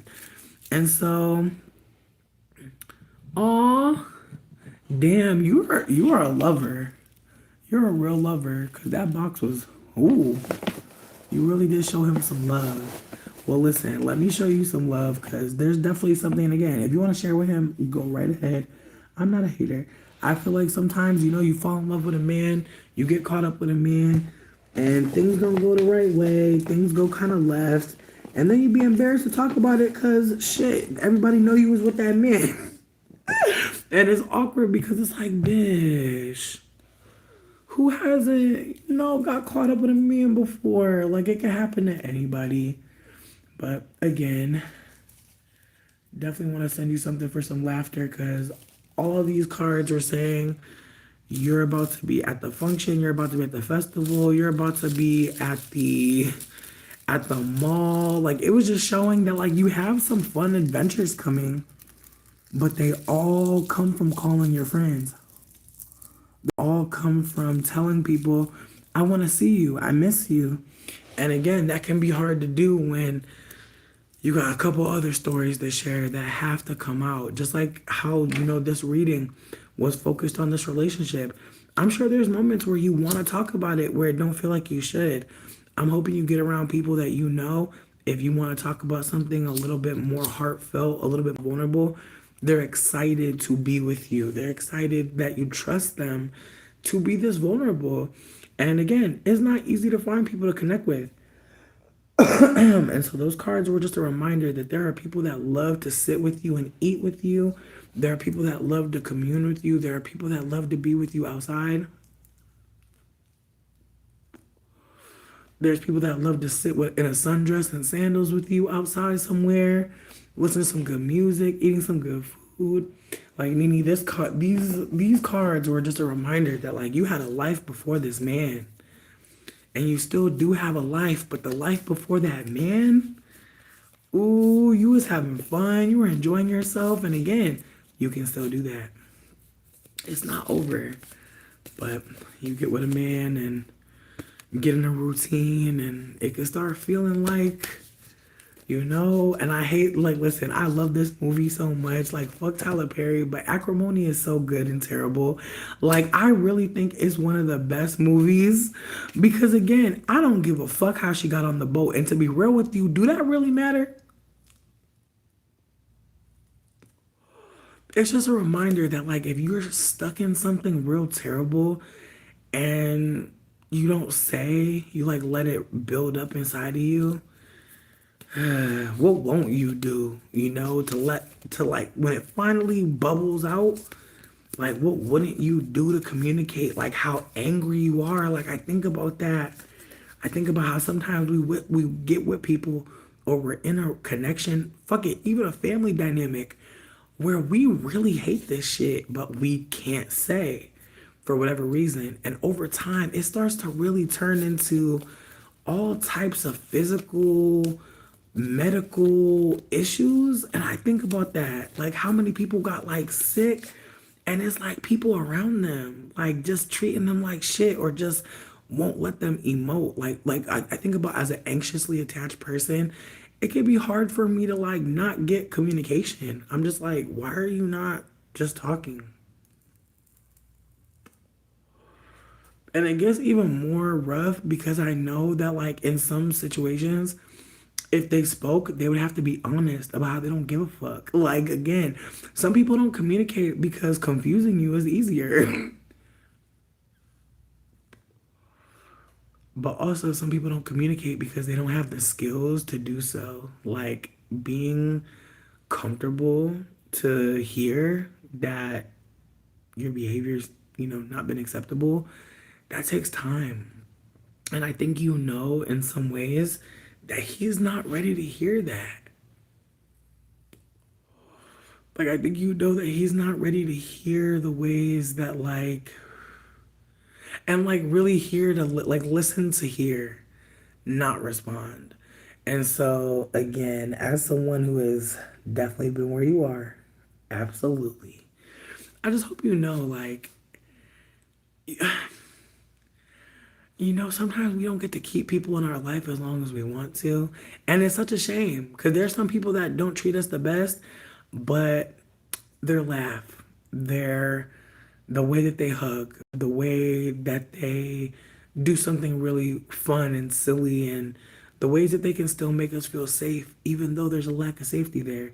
It's a mind fuck. And it's unfortunate because, again, some of us are coming from so many situations where we've had relationships or just experiences that make it to where we're just experienced in grief and lack and manipulation and lies and the ways people just say whatever to get you out their face, that we can overly attach to people that show us even a bit of decency. And I think Libra men, I think that they're very much wolf in sheep's clothing, because, like, sometimes I just get a vibe like, you're so soft and sweet, but, like, there's moments where it just doesn't add up anymore. And not only that, but I think about how past Libras, like, they have a lot of, again, and this is my own personal experience with Libra. I can't say this is all Libras, but I've dealt with a lot of Libras that felt like, they were trying to make up for lost time. Like they were trying to be the men that they had hoped they would be as boys. And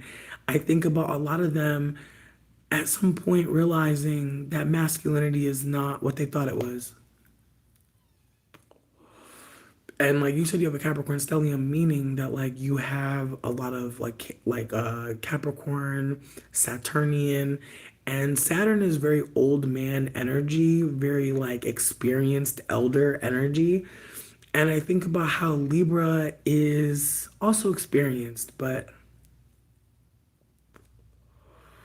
it's love, it's Venus, right? And Libra is the expression of Venus that is more social, more focused on the we, the collective. And I think, again, I think that like being a Capricorn can kind of make you operate more individualistically at times.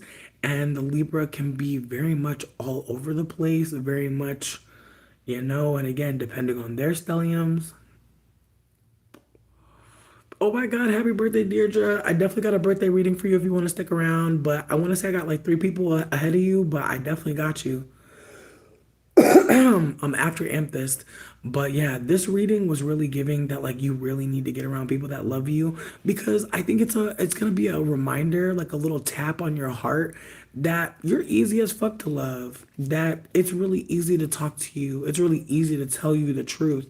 It's really easy to tell you nice things about yourself anytime and that there's no limit and that it's not hard to say thank you to you. I just think about the ways that like being around certain people can remind us of things that we can easily forget with some other people. And it just feels like this reading was a reminder that like you have more than this person may want you to think, which is why I was encouraging you to like not necessarily bring them with you, but just again, tell them about events, maybe ones that you don't want to go to, but that they might like. Maybe they'll get out their own way, but that's their journey, babe. Your journey involves you getting closer with people that love you and also being around some good energy, being in places that you can naturally stretch your body, where you can move and play and dance. Because it was really giving that, like, again, you need that. You've been craving that. And I hear you. Capricorn Stellium here. I definitely have been missing connection with people and I've been really looking for ways to get the fuck out the house. You have a Scorp and Sag stellium. Still, Sag stellium means like big Jupiter, big luck, big desire to know more, big desire to expand, big desire to grow. Scorpio stellium, that one could also be part of this too. That like this relationship is one that you stuck out for so long. Scorpio stellium can be very interested in disappearing. Hate to say that, but I'm sure you've seen that before in your own behavior where it was just easier to run on some Lincoln Park, bitch. And so with that being said, oh Capricorn Moon, okay, so when you're real comfortable, you can be a little bit of a salesperson. When you're real comfortable, you can be a little bit of an elder. You can be maybe you're also the oldest, so you can maybe have an older energy. You can have a energy of authority at times. And again, that to him could appeal because Libra men are very much not interested in performing masculinity in a traditional way. And finding a quote unquote traditional woman, finding someone with that much Capricorn influence, because your moon is how you present when you're really in your bag. And so sure, you're a Libra, but you have a lot of Capricorn that comes out, especially in intimate moments. And the Sag stellium, that means that you can move. And again, Capricorn energy with the Sag, trust me, we have a lot in common. And so being able to make shit move, being able to think on a dime, being able to fix problems, be a fixer, that can appeal to Libra men because again, they don't want to be like the other men. They are Venusian, and so they have a desire for beauty. And I think that can be another reason that draws some Caps in. Is like these are men that take care of themselves. I never met a Libra man that didn't have things that he used to enhance himself. And I think about that too. I think about dating all different types of men. And I feel like outside of maybe Aries, like I think about how I've dated like mostly other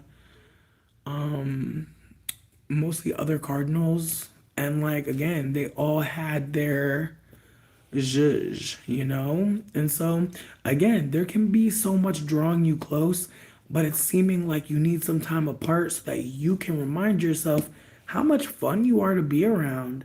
Because, again, Libras, again, it could get boring, bitch. Again, being in a relationship could get boring. I hope everybody knows that. Being in a hetero relationship could get boring as fuck, bitch. The bills be piling up. Y'all don't be liking the same shows all the time. You don't want to watch the same shit. It's okay. It don't mean that y'all are in a bad relationship because of that. It just means that maybe it's time to spice it up. For sure. Again, no one's bad. I just think that, again, you definitely need more than he can give. And thank God. What a relief. You know, what a relief that we don't have to rely on men for our socializing. What a relief, you know, that we have figured out that we want to talk to each other and that we can find places for that. Again, you are not alone, friend. Trust me. Trust me. I'm going to drop some links in the comments so that folks can see how not alone they are, because a lot of femmes are talking about breaking up, flying away, going to a new state, starting life over, and that's a good thing. It's beautiful. Just consider that you are your ancestors' wildest dreams. There's so many things that you think of that you want to do, and your ancestors will be so proud of you. So grateful to hear your dreams. Even if you don't think that they can hear you, I promise you it is worth it to talk to your ancestors. Even if you don't know their name, just call to them, say thank you for all that you did to get me here, and who knows, they may leave something for you. They may send a message to you. I hope you take that chance and that risk.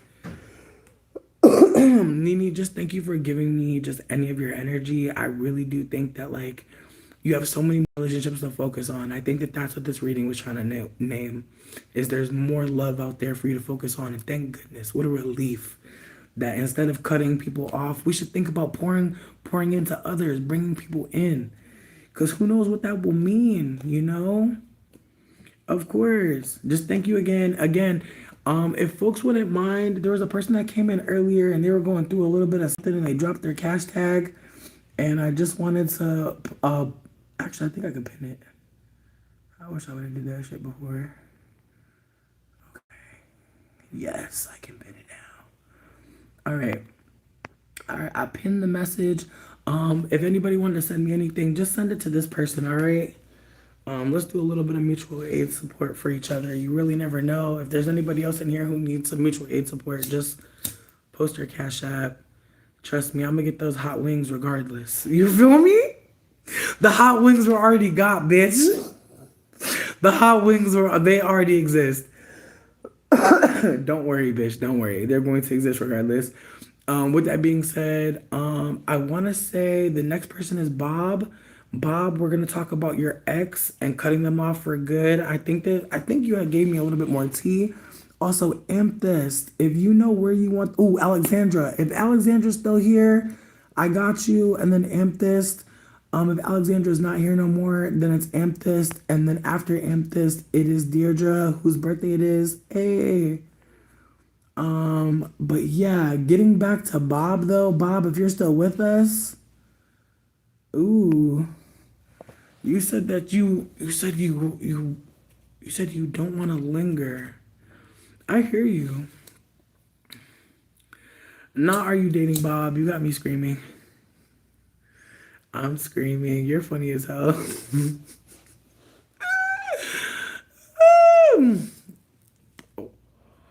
I'm dead. Now was Bob's reading really hitting like your partner? Like you feel like there's a focus on perfectionism and like creating something and then getting scared of making a mistake and then not creating anything, but still being really focused on money, but not putting in the energy because again, fear.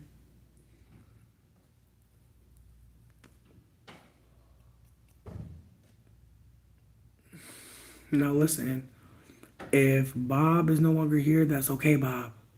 That's all right. I've been talking a long time. Alexandra, if you're not here, that's okay. All right, Nini, I'm glad to hear that. Listen, I just had to ask. Um, I want to say Amethyst or Alexandra. If either of y'all are still here, Amethyst.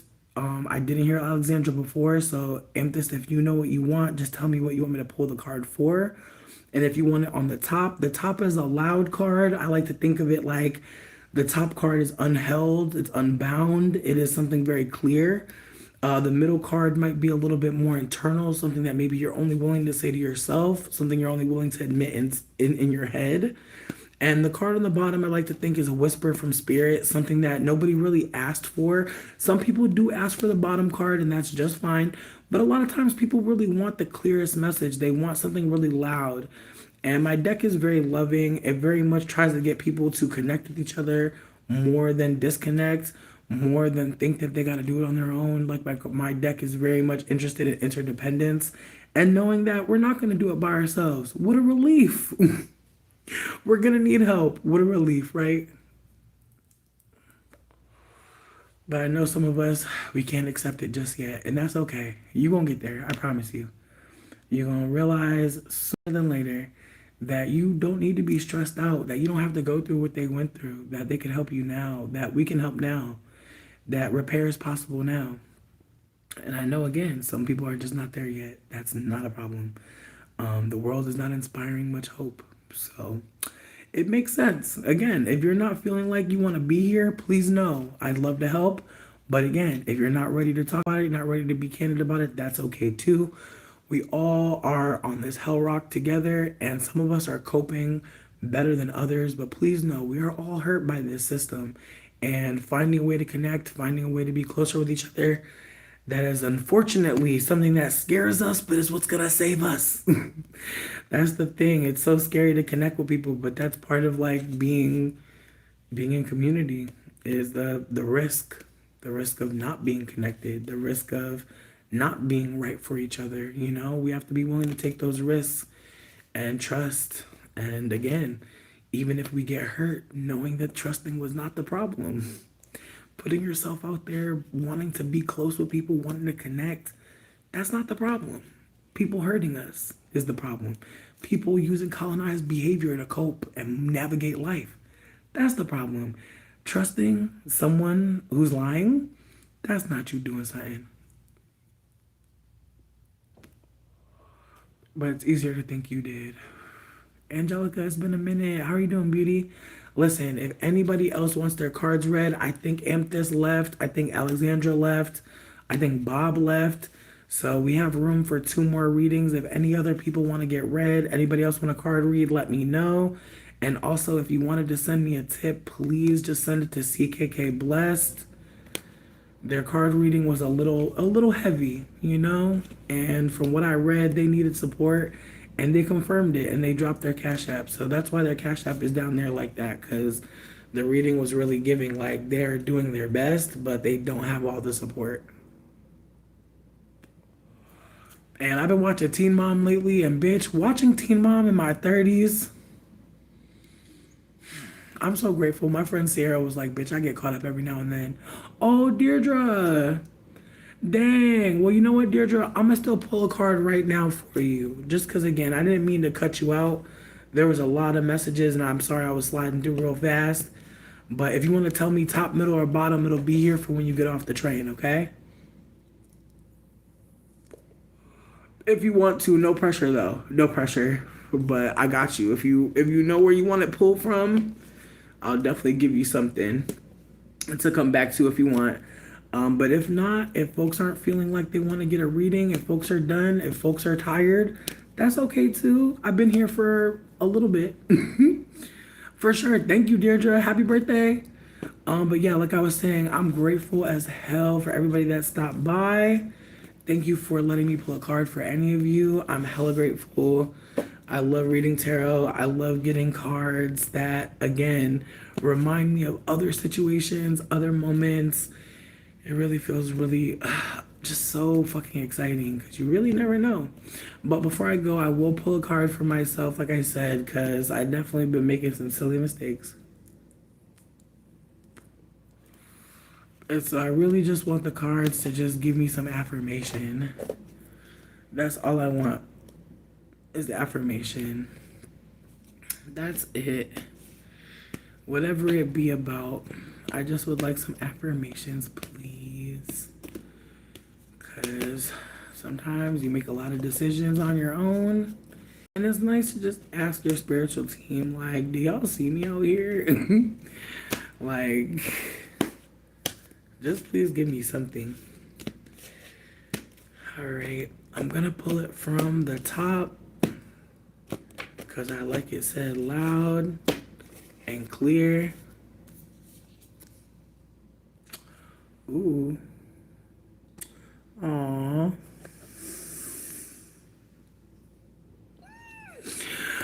Ooh, baby, they gave me the lover's card, but they gave it to me upside down. Ah! I'm fucking dead. What else? They gave me a star card upside down. That is funny as hell. I'm dead. They're really eating my ass up right now. Ooh. And we just saw this card. Remember the Two of Wands is a person standing at a crossroad trying to figure out where they should go. And it's the way that my deck was like, bitch, ain't no crossroad.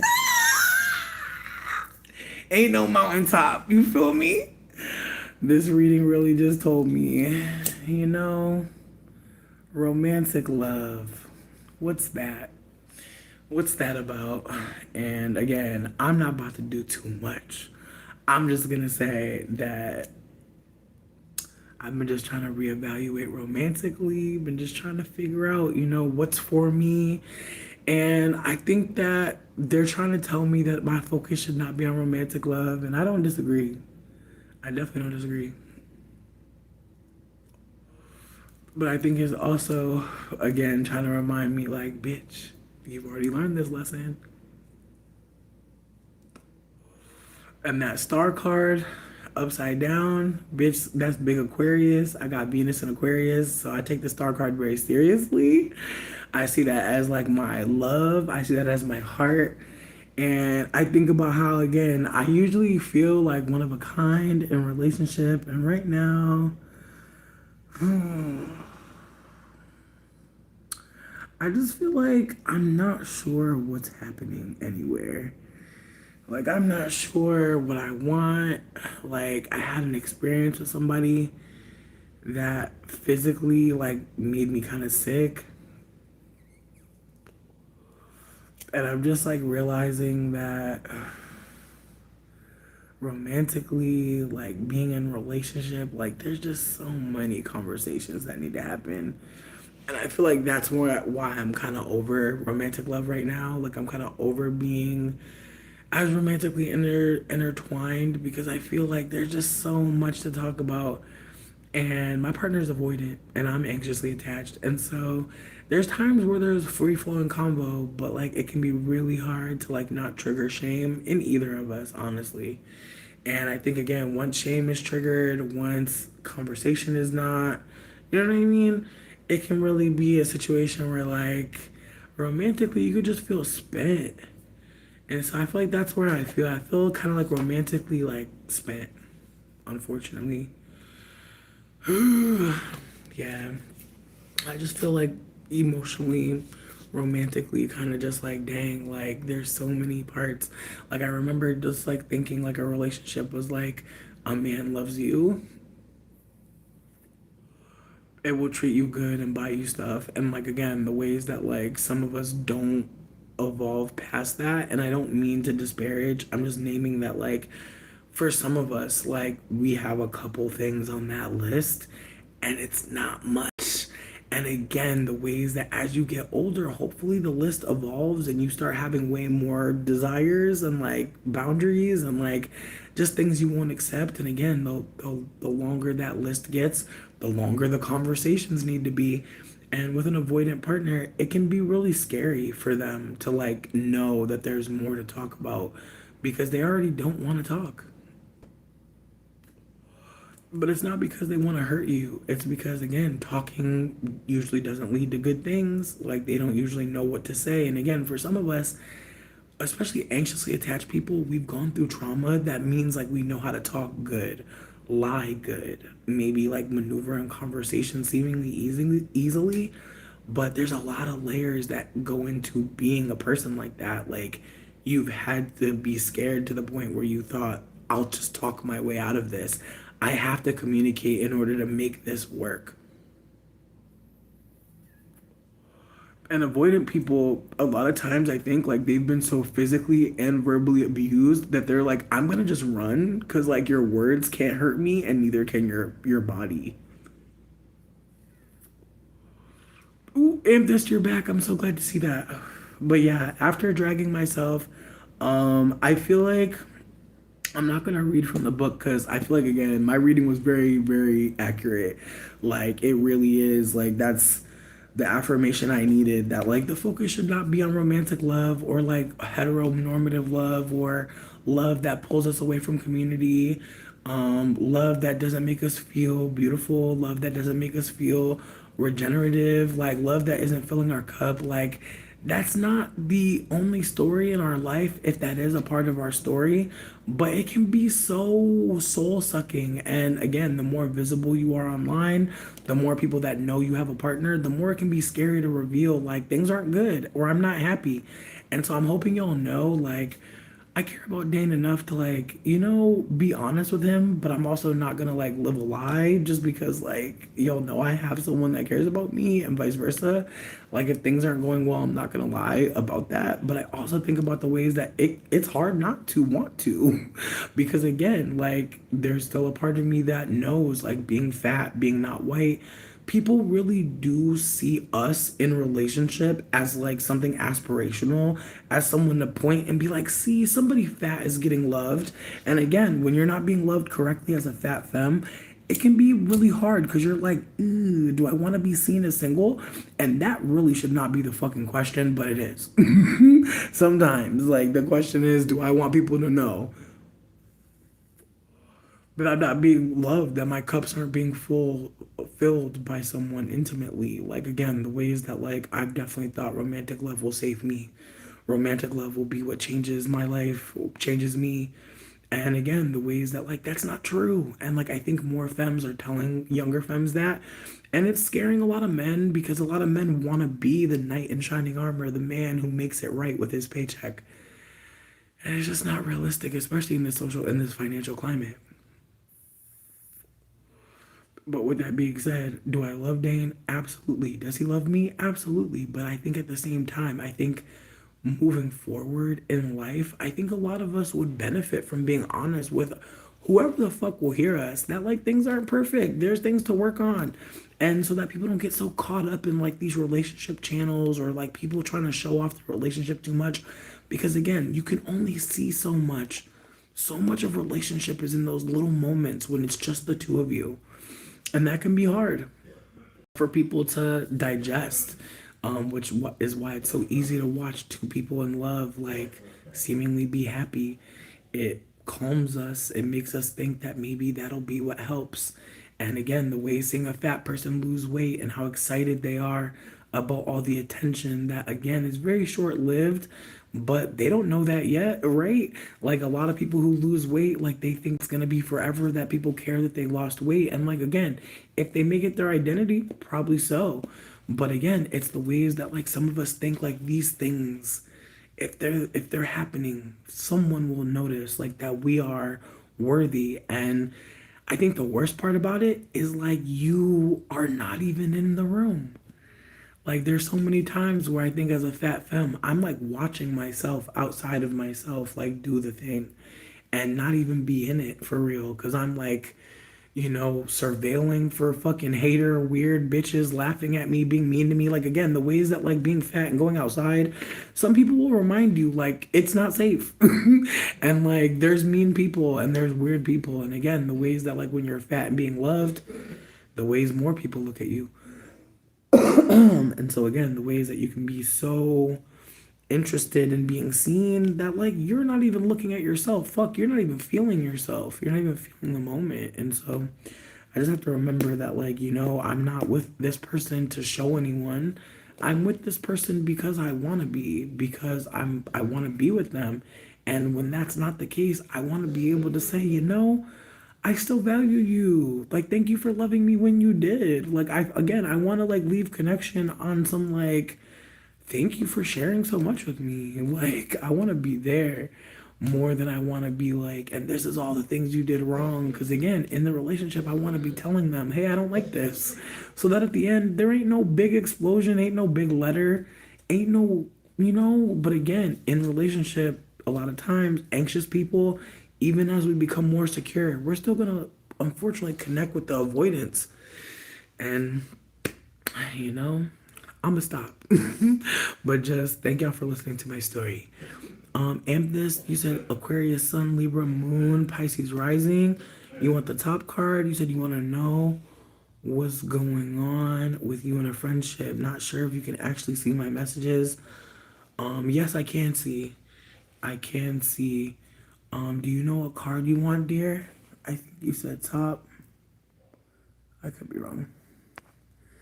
But yeah, but Amethyst, if you were free to tell me where you want me to pull the card from, let me know. Okay.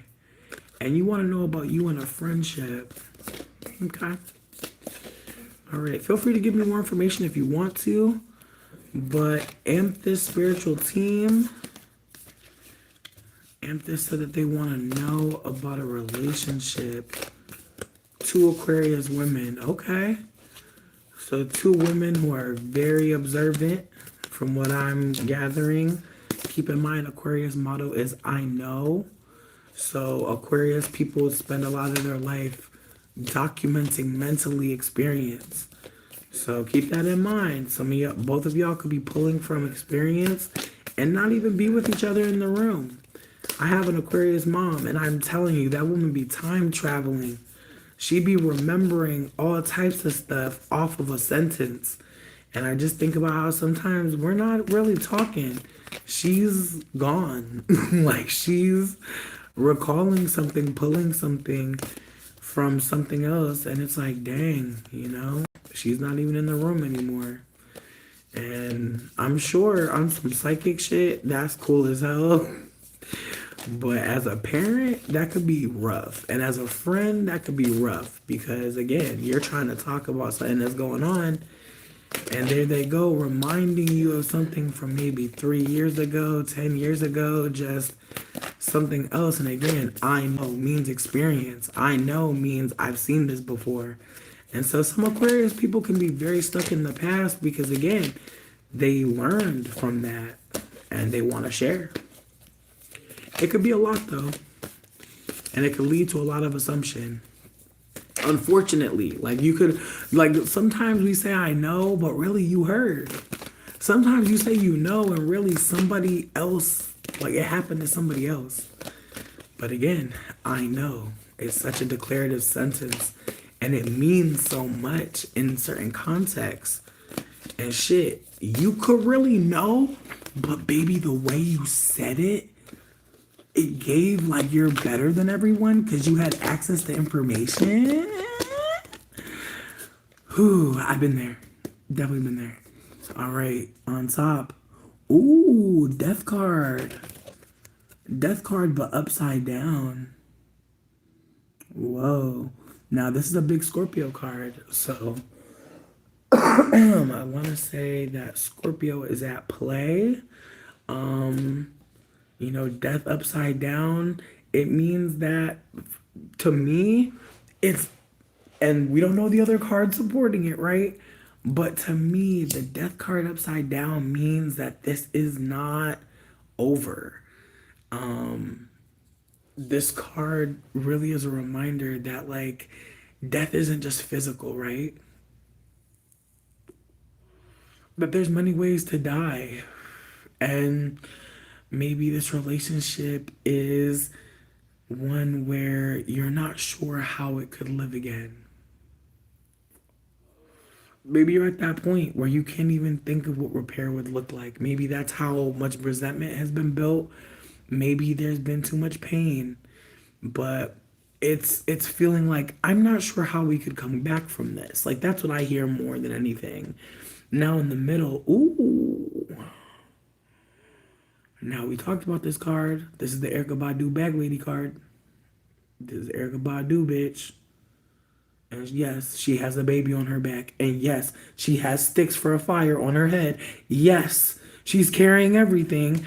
This card gives a little bit more info.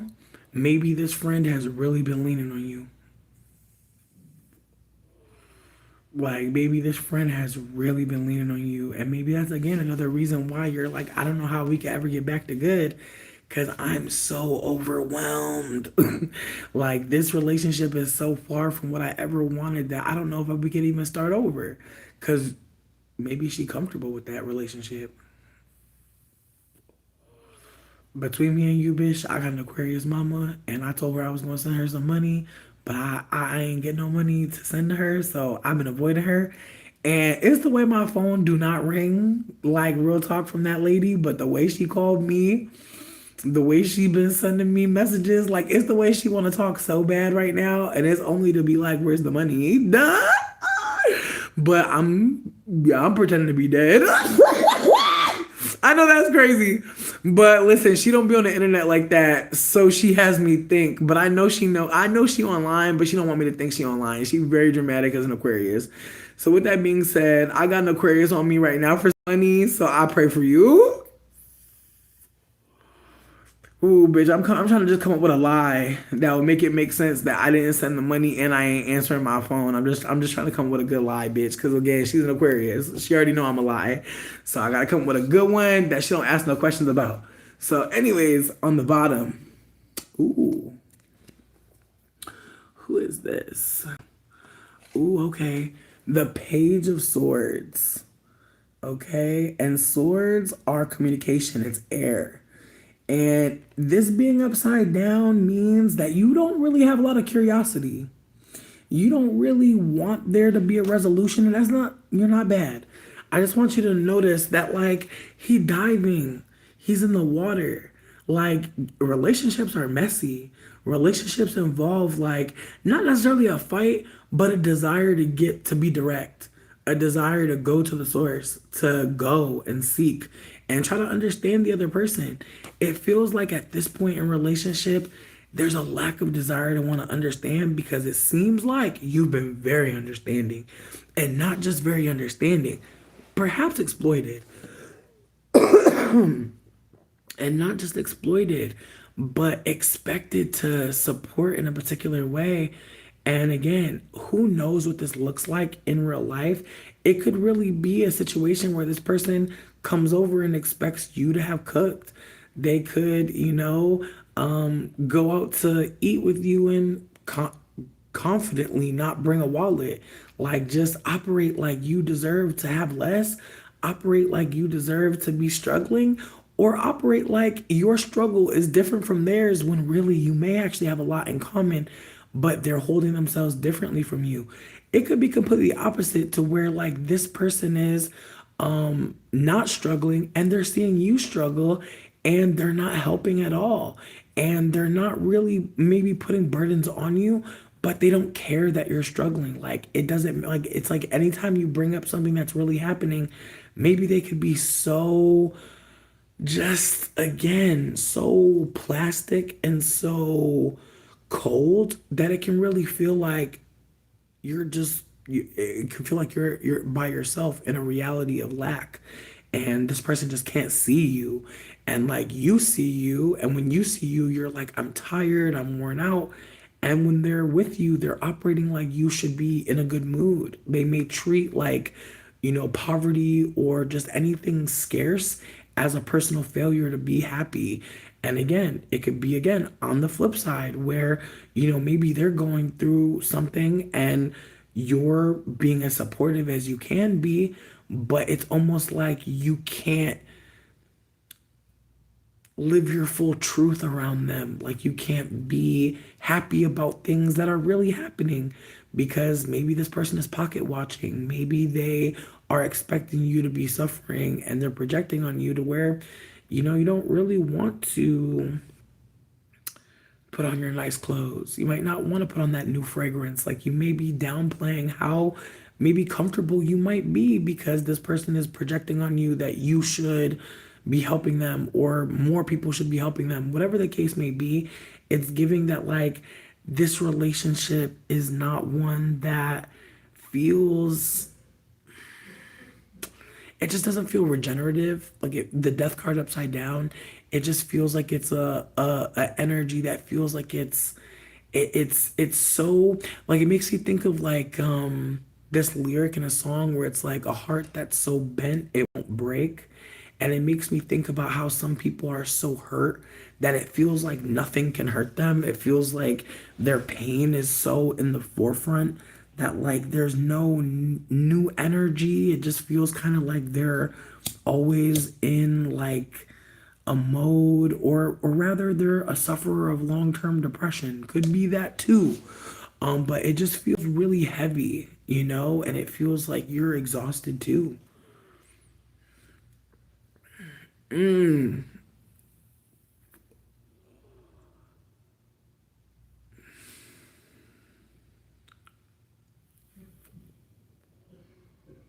Yeah, the cards are really giving that like this relationship is one that really does need to die.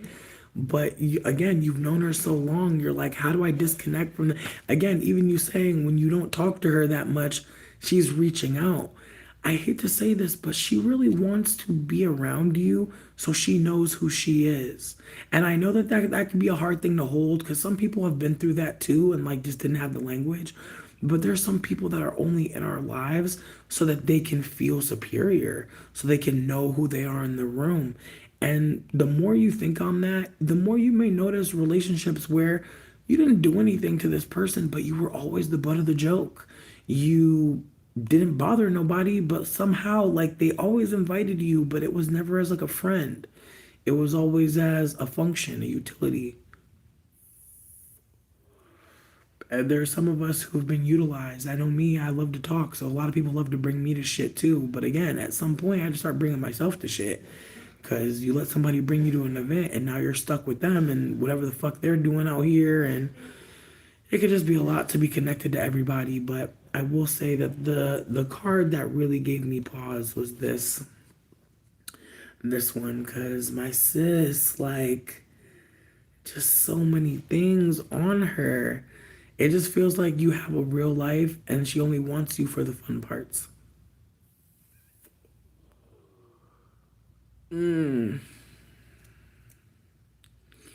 Yeah. Yeah, it's again, it's really giving that like at this point you can't dive deeper because it's a puddle. Again, it's the ways that like at this point it's like there's no, like there's nothing, there's nothing new happening. It's a cycle. And so again, you can't dive deeper into it. You can't even really get more information. She has to be willing to do that work, and she also has to be willing to apologize to you. And again, are you wanting to talk to her at this point? Probably fucking not about her behavior, because again, it's very much giving dynamic of power, and she's operating quite narcissistically from what you're saying. And so it's also giving that like talking to her could really be a waste of your time because she's going to try to manipulate you into thinking, no, it's not that. And so what? You hang out with her some more, experience the same shit, and then have the same combo. Like it just feels like at this point, you're aware that something needs to change, but you're not sure how to kill it. Like that's what it's giving. Like I don't know how to kill this because I never like it's also giving that like you're not watering it either. Like it's just giving that like this relationship is happening to you kind of. And again, I want you to hold that like it's okay to go to an event because she invited you. But I also think that it's going to be the case perhaps that at the next time y'all interact, if you choose to, you may notice that like there's a moment to tell her, I don't really like when you do that.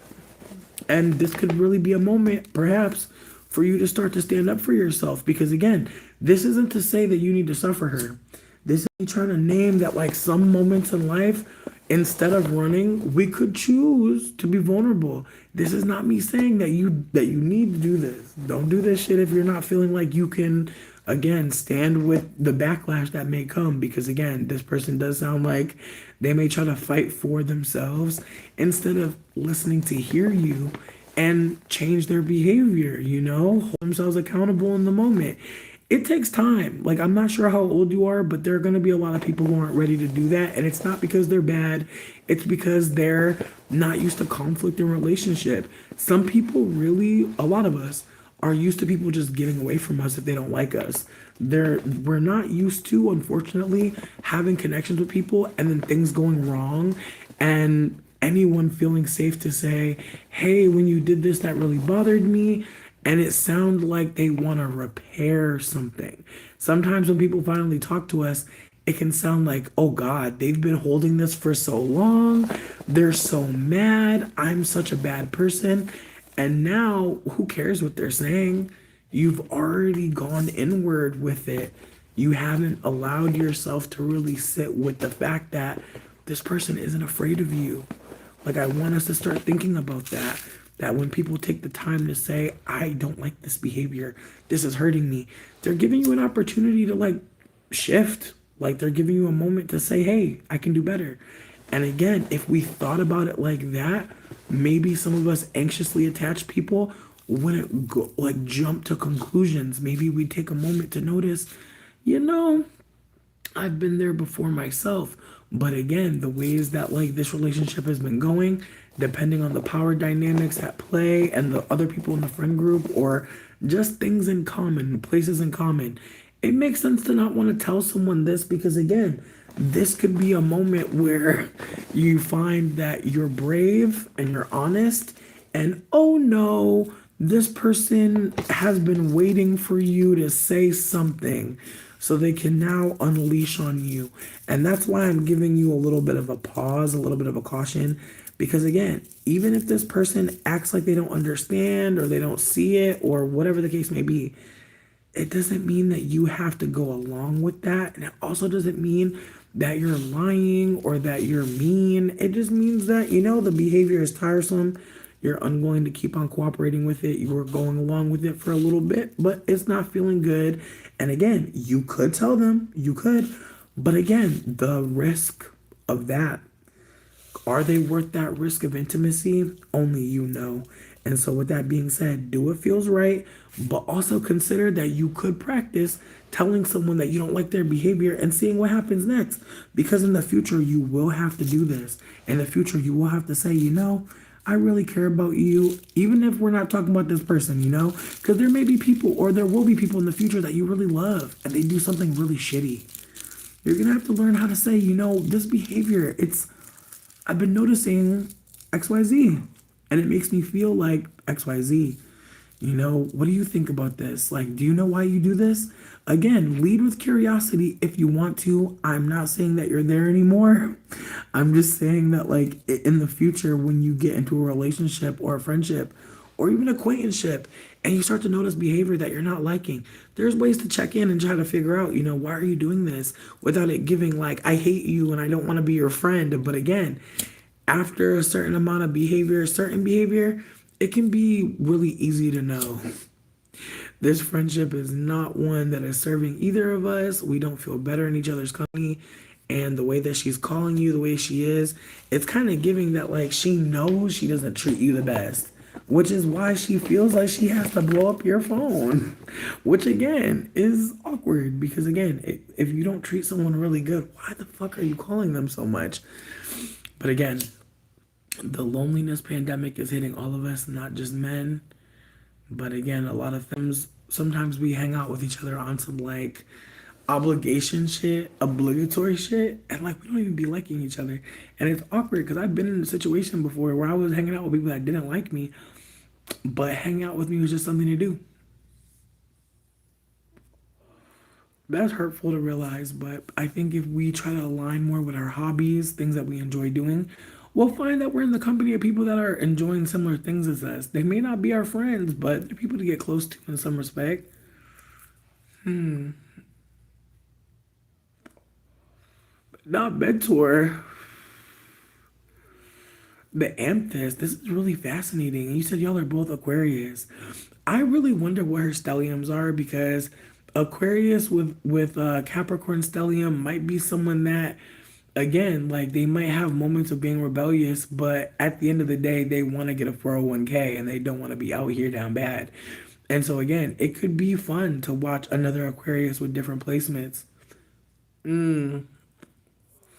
And that's another thing too. She could really want to be the one shining in the room, and like maybe it makes her feel better to have someone in the room that naturally has the spotlight that she can just take it from them. Like it's wild, but I've had some Leo connections that were very much like, again, the ways so many Leos want to be seen. It's like I've met so many Leos where like, and then I'm not saying all, because like I've met Leos where they were like out my face, low key, no pictures, no pictures. And again, it's not typical, but again, like she may really think in her mind that y'all's connection is one that makes her look good, makes her look worldly. You know, some people think like that. It's very fascinating. But some people collect people and they bring them places. Like I've definitely been, I don't want to say only a token, but there's another word for it where like someone kind of like a pet. Honestly, like there are times where people will treat you like a pet. And like again, if you naturally can be silly, entertaining, people will love to bring you as a guest because it seems like they're cool. And it's awkward because again, it means that you're cool. But again, the ways that your coolness translates to the person that brought you to the party, those social etiquette and rules, like again, it's very pilgrim.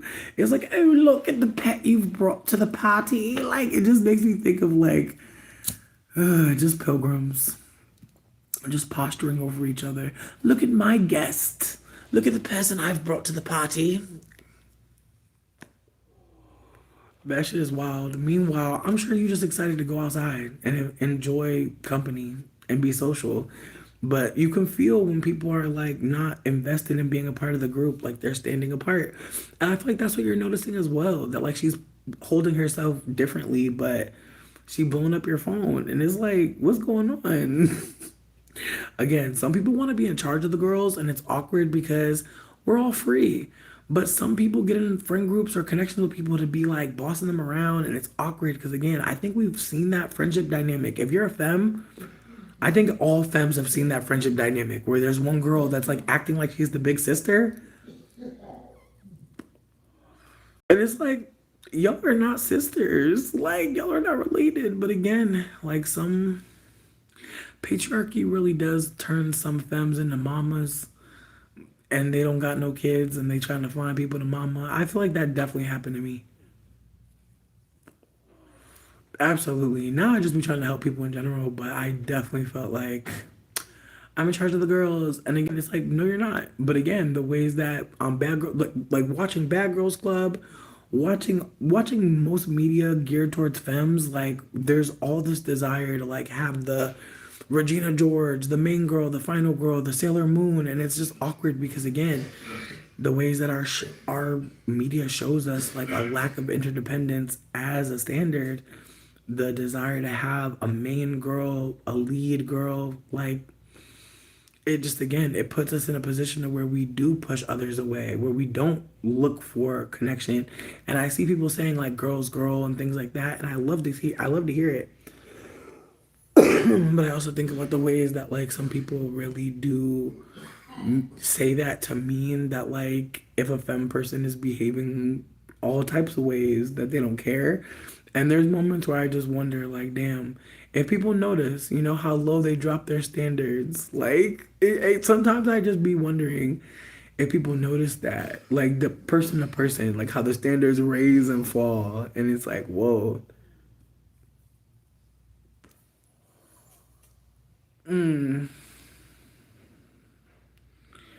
Yeah, it really does feel like maybe she's also someone that you're someone that she can be real with, even if like in public she's not invested in that. Like I think about that layer to this too, is like maybe, you know, you're someone that sees the full picture, not just the one that she shows to everybody else. And so I think that's another layer to this too. Some people wear a mask all day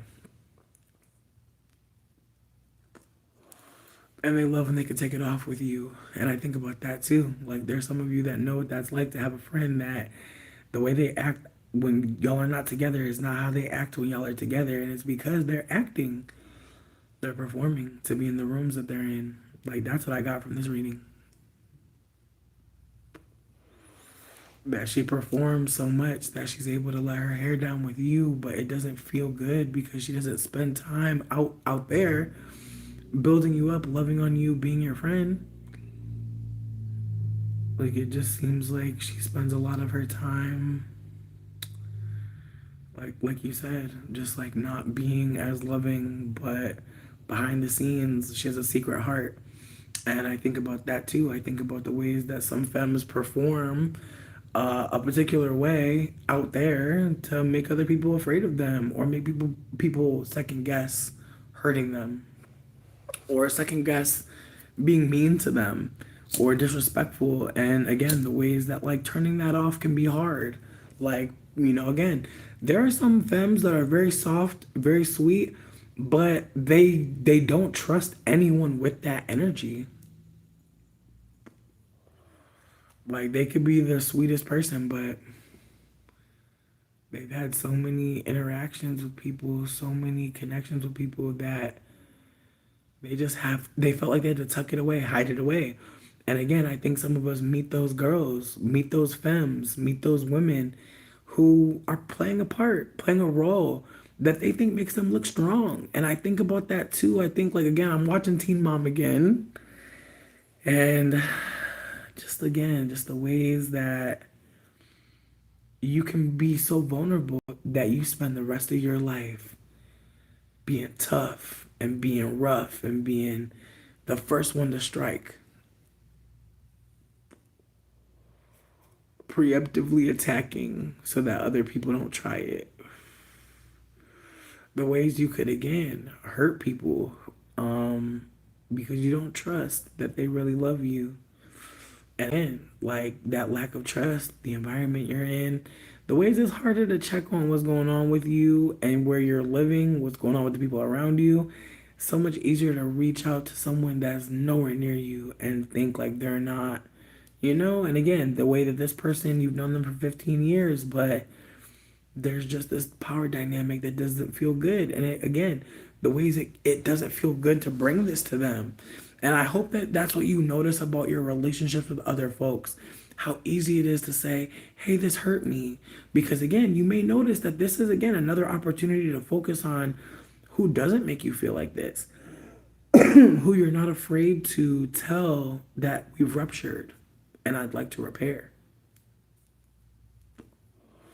This reading was a reminder that, like, you can absolutely cut this person off if you really want to, but you will still have to develop your language. Like, I think that that's another layer to this, is that you have to develop your throat chakra. You have to be willing to say, like, you're not treating me good and I don't accept this. And again, if it's beyond repair, that's that. But in the future, you might think about how, yeah, they hurt you, but you want to repair the rupture. And, the ball's in their court. The ways that you will learn to tell someone, I don't like this, but I think you can do better. Again, that may not be this relationship, but in the future, you may notice there are people worth not getting away from, but they are worth taking a break from, giving them consequences for their behavior. I just want you to consider that as, like, just another part of your arsenal, another part of your toolkit, because there will be other people that, again, they don't operate in a way that make you feel good. And I hope you feel safe to say, I don't like this shit. I hope you don't start to build resentment to the point where you don't feel like it's worth it to even say anything, because, again, the way that they already operate tells you, I say this and they might be mean to me, harass me, stalk me. Again, like, getting disconnected from friends, telling someone you don't want to be their friend anymore. I actually started doing that recently. Like, I told someone recently that I don't like how they've been treating me and I don't want to be their friend. And the way they were like, okay, and it like hurt me because it was like, damn, like that okay was fast as fuck. But again, the ways that, like, sure, that okay was fast as fuck, but I have to hold that, like, maybe they were hurt by what I said, and so they wanted to hurt me back. And again, the ways that, like, telling someone you don't want to be their friend anymore, like, that is, in my opinion, big, because some people just ghost, right? Block, delete. You find out you're not friends because they left you like a 5-minute voicemail. Like, high key, like, femme disconnection can be so sinister, bitch. Cause like now it's like 3 years, y'all got a beef. Y'all be like people be leaving messages and comments on people pages and shit. It's wild. This isn't me saying men are different. This is me naming the people I know about, right? Like I don't really disconnect with a lot of men. And when I have in the past, it's been queer men. It just again the ways that talking to anybody is a risk. Opening your heart, extending your hand and wanting to hold theirs, like that's a risk. And so I just hope y'all celebrate. Like everyone that came here and shared their story, I hope you celebrate yourself for taking the risk. That's huge. Think about how many months or years some of y'all have not even bothered to talk to anyone romantically because you've taken risks, right? And so, just like one person's reading ended with the Six of Wands, I hope some of y'all do some digging and look in your birth chart and see what tarot cards are always there in your birth chart, are always there for you to think about, that are always there to encourage you and to maybe even give you some pause about certain behavior. I know the more I've been reading my birth chart, the more it's really been helping me regulate certain behavior, certain impulses, certain desires to do certain things. And again, I'm only feeling better about it, but I will say that getting to a place where you can hold that there's many truths, it takes time, it takes other people offering other opportunities, it takes open-mindedness that can be fostered by again breaking your ego, apologizing, telling someone you're sorry, telling someone, I'm sorry I hurt you. I'm sorry that I wasn't there. Telling someone, I love you. Telling someone, I forgive you. Those are things that actually break our ego. We don't need drugs to break our ego. Of course, plant medicine has helped me tremendously, and I will never downplay that. But also, like telling someone, my behavior was unacceptable, and I'm so grateful that you told me. I'm grateful that you didn't. I'm grateful that you weren't silent about what happened. I'm grateful that you felt safe enough to tell me about something that I did that hurt you. These are things, these are sentences we don't always think of because in the moment we're ashamed. In the moment we're scared. In the moment we might already feel like the relationship been done and now this is just the final blow. When I'm hoping that people start to think about how when people tell us like what's hurting us, it's not always because they hate us and they've been building resentment. Sometimes it's because they really love us and they just don't want to be hurt anymore. I hope people start to think about it like that, Think about who wasn't afraid to tell you the truth, who wasn't afraid to bring you into their reality and the pain they're experiencing, who wasn't afraid to maybe, risk the connection in order to repair it by letting you know about the ruptures that have been happening. I hope we start to think about how some people really do want to love us and they're trying to figure out how and they have to ask questions and so do we. And that's scary. That's one of the scariest parts about being in a relationship is the answers from each other. The ways that we can ask a question of our partner and their behavior is the answer, right? It can be really rough. And a lot of us can be full of shame because, oh no, people are telling you picked wrong. No, you took a risk. You took a risk, and I'm proud of you. But also, you know what another risk you can take? And telling your friends what's really happening. Because some of you don't even realize it. Some of your friends really want you to come live with them. Some of your friends really miss you. Some of your friends can't wait to take you away from that man. And this isn't to say that any femmes need to save anyone or rescue anyone. This is to name that we've all had friends that needed a couple nights on our couch, a couple weeks, couple months. We've all had friends that needed somewhere else to go because it wasn't safe. I just hope we consider that like we can be a part of the support network, especially if we have the space, the extra food, the emotional, the empathy, the empathetic listening. So many of us can offer a kind word to someone and that can really help. But again, it's not enough, right? It's not enough people thinking like that. And so, unfortunately, you might tell somebody something and it's down the street. You tell somebody something and now everybody treating you weird as fuck, even though, bitch, you need help. Everything that they heard was she needs help. She didn't need silence or isolation. And so I hope you know, like, for anyone that doesn't feel like they have it, there will be links in the comment section below. For anyone that needs to talk to somebody and you don't want to tell everybody your business, babe, there's strangers to talk to right now, promise. Promise. But just thank y'all for letting me, like, just do some tarot card readings. It was really fun. I love reading tarot. It is just so good. And then on top of it, I get to be nosy. Yay. Anyways, I'll talk to y'all soon. Thank y'all for spending time with me. I definitely want to come back again before Taurus season ends, but I think I'm too late for that one. I think I missed it, bitch. I think we want to be in Gemini like shit. So I think maybe I'll just wait till Gemini season. But yeah, just thank y'all. Thank y'all for everything.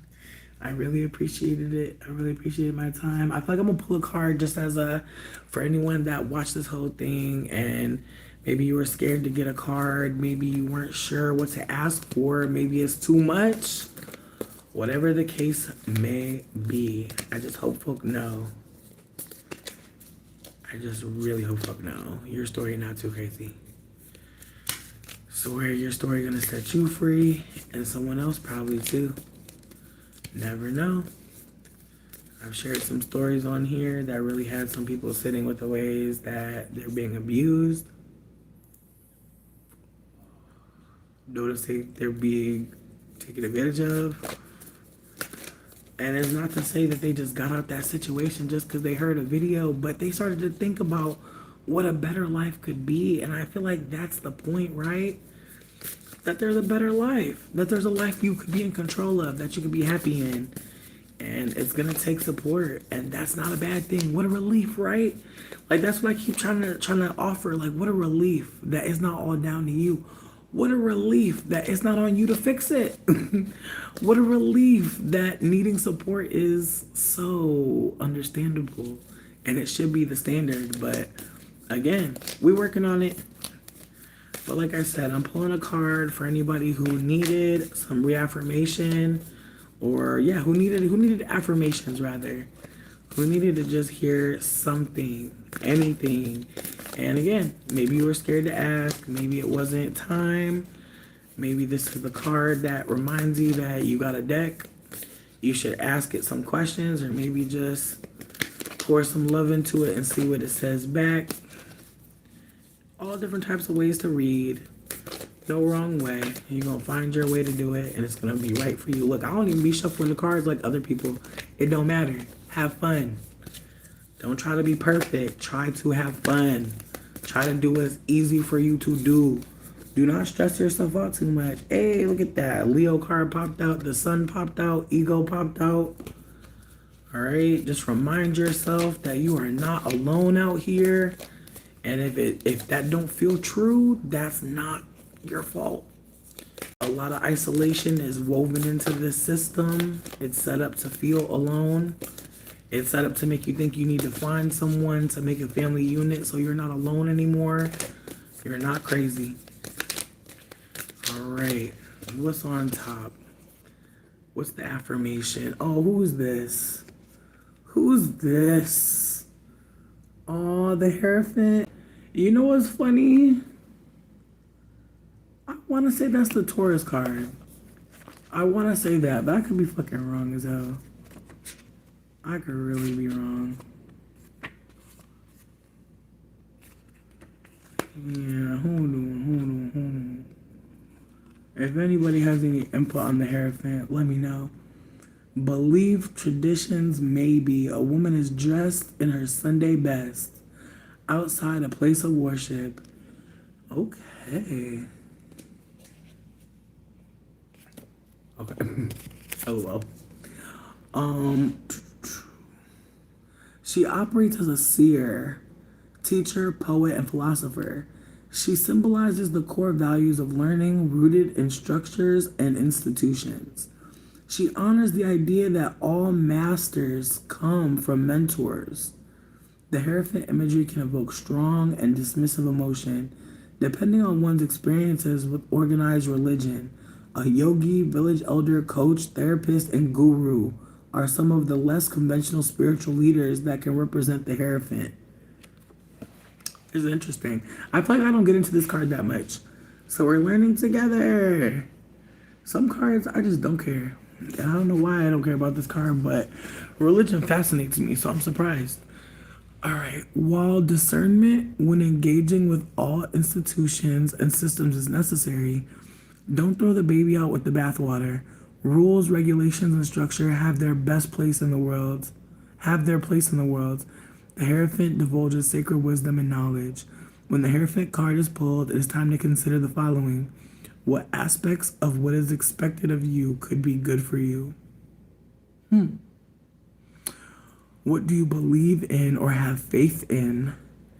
What does tradition mean to you?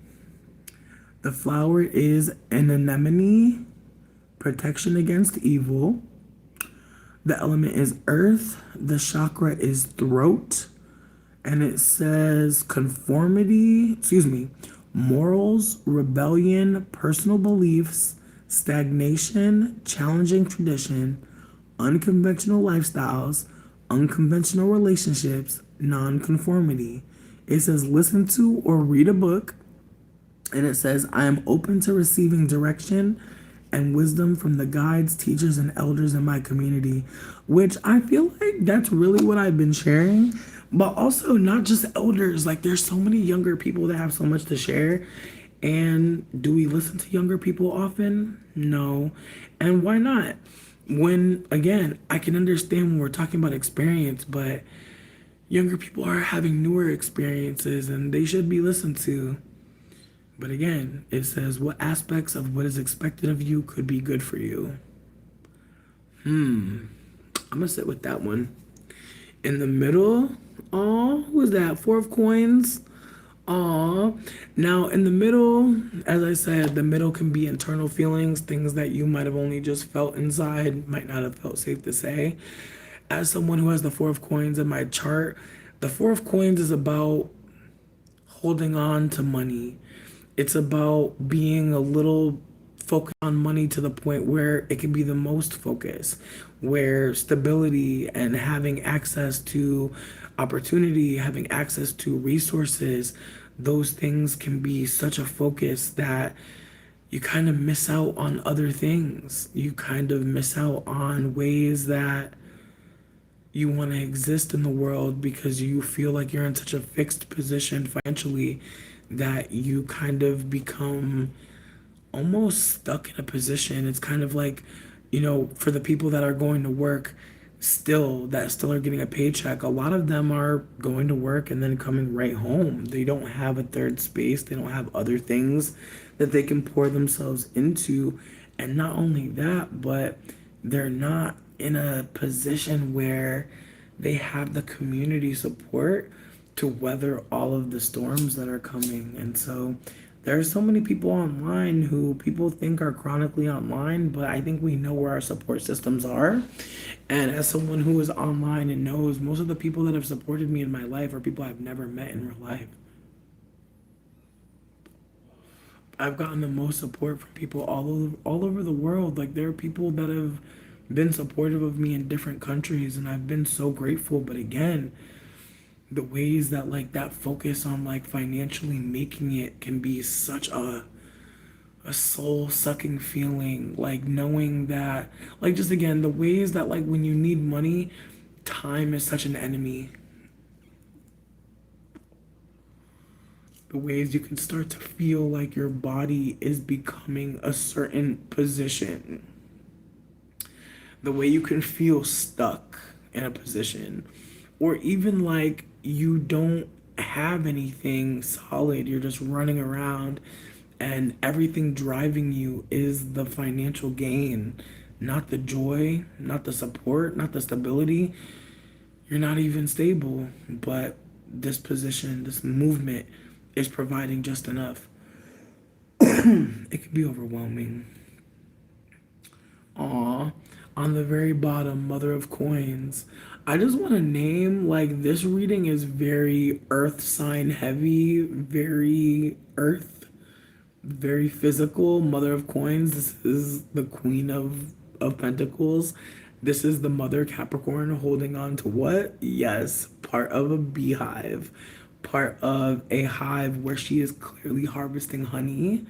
And she's not just harvesting honey for herself. She's absolutely an enterprising queen. She's someone that knows how to share with the collective. But she is very abundant. And so I wanna read hers on the way out. Cause this woman is not playing financially. And again, as a Capricorn dominant, like it can be really hard to remember there are a lot of people that need money right now, not just you.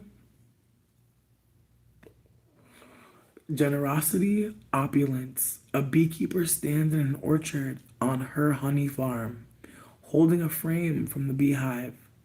The mother of coins nurtures a space of comfort as a loving host and a soothing mentor. She's down to earth, resourceful, and big hearted, making all feel welcome and at home. The mother of coins can always be called upon, especially in a pinch. The mother's abundance is well earned, ensuring security and prosperity, which enable her to welcome more individuals to the table to enjoy her generosity. The card reminds you to show gratitude for all forms of opulence.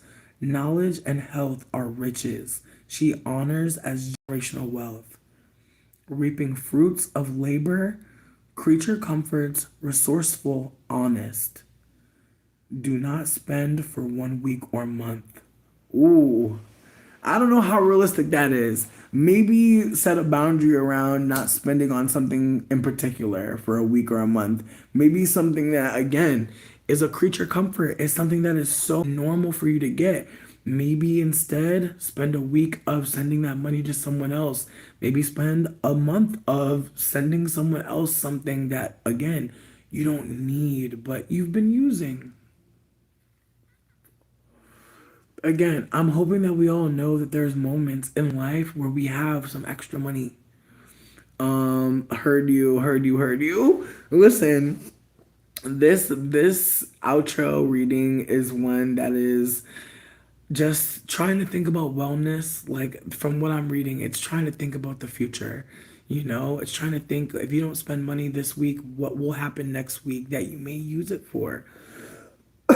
Or if 1 week of not spending money on maybe your favorite coffee or your favorite uh little sweet treat that you just know is gonna be there.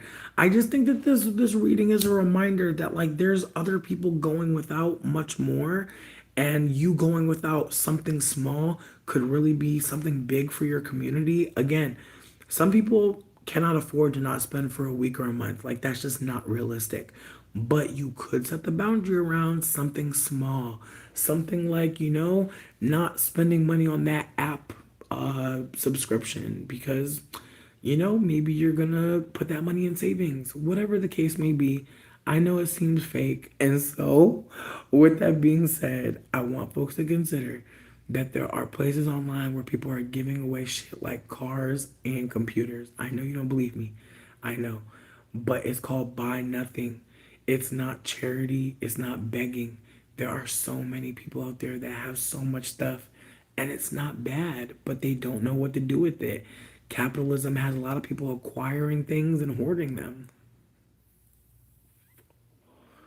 You'd be surprised. Like somebody gave me a phone because like this phone, like or not this one. This is the new phone, but the other phone that got the light on, babe. This phone, the malware that they have put on this phone, got this phone like almost 2 years ago, and the malware is demonic.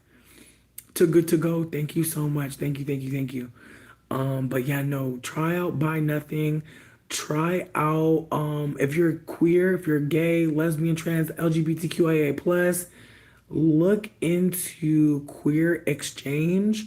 You can even put Rainbow Neighbors and then your closest city or the city that's queerest to you. There are a lot of gay people getting together doing all types of stuff. Like right now in my city, there are people that started their own delivery service so that people don't have to keep on paying for DoorDash. You order your food, you send them your receipt, and they go pick your shit up. They also started a dumpstering service. I know some people are disgusted by dumpstering. That's okay. I want folks to consider that the food in the grocery store are just rotting sweets, and so some of them are figuring out that they got to start putting stuff in the dumpster a little sooner. The fruit fly situation is not a game, especially the nicer it gets outside. And so again, you're going to notice that some dumpsters are better than others. Again, I've gone dumpstering before. I don't want to say I was in a dire strait, but I want to say that like we were a bunch of 20 somethings in New Orleans, and the Walmart dumpsters are very clean in New Orleans. Because again, in the South, you cannot leave stuff out like that. Like it just becomes a problem. Like there's just the nature is so alive that you could really fuck around and cause a big issue by not being clean about waste. Yes.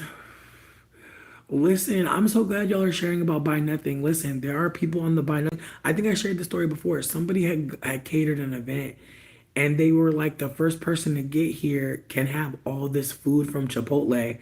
Sweetie, we almost broke the car trying to get up over there, but we got over there and he gave us all the food, like $800 worth of Chipotle. I'm talking big pans, bro. Like I froze a bunch of burrito bowls. It was one of the best things that's ever happened to me. Like I tell this story like I'm a lunch lady. Like I can't believe my good fortune. All of that Chipotle for free. It was beautiful. It tasted even better being free. But again, buy nothing. And if you go to a couple of different cities, put in a couple of different cities. You never know. Again, I've seen people get cars. I've seen people get laptops. I've seen people get all types of stuff. I met my mechanic off there, and because me and him had such a great experience, every time someone posts about needing car stuff, I always hype him. And he finds new work. It's really beautiful. We're actually getting really close, and I'm so grateful because, again, his energy has been so amazing.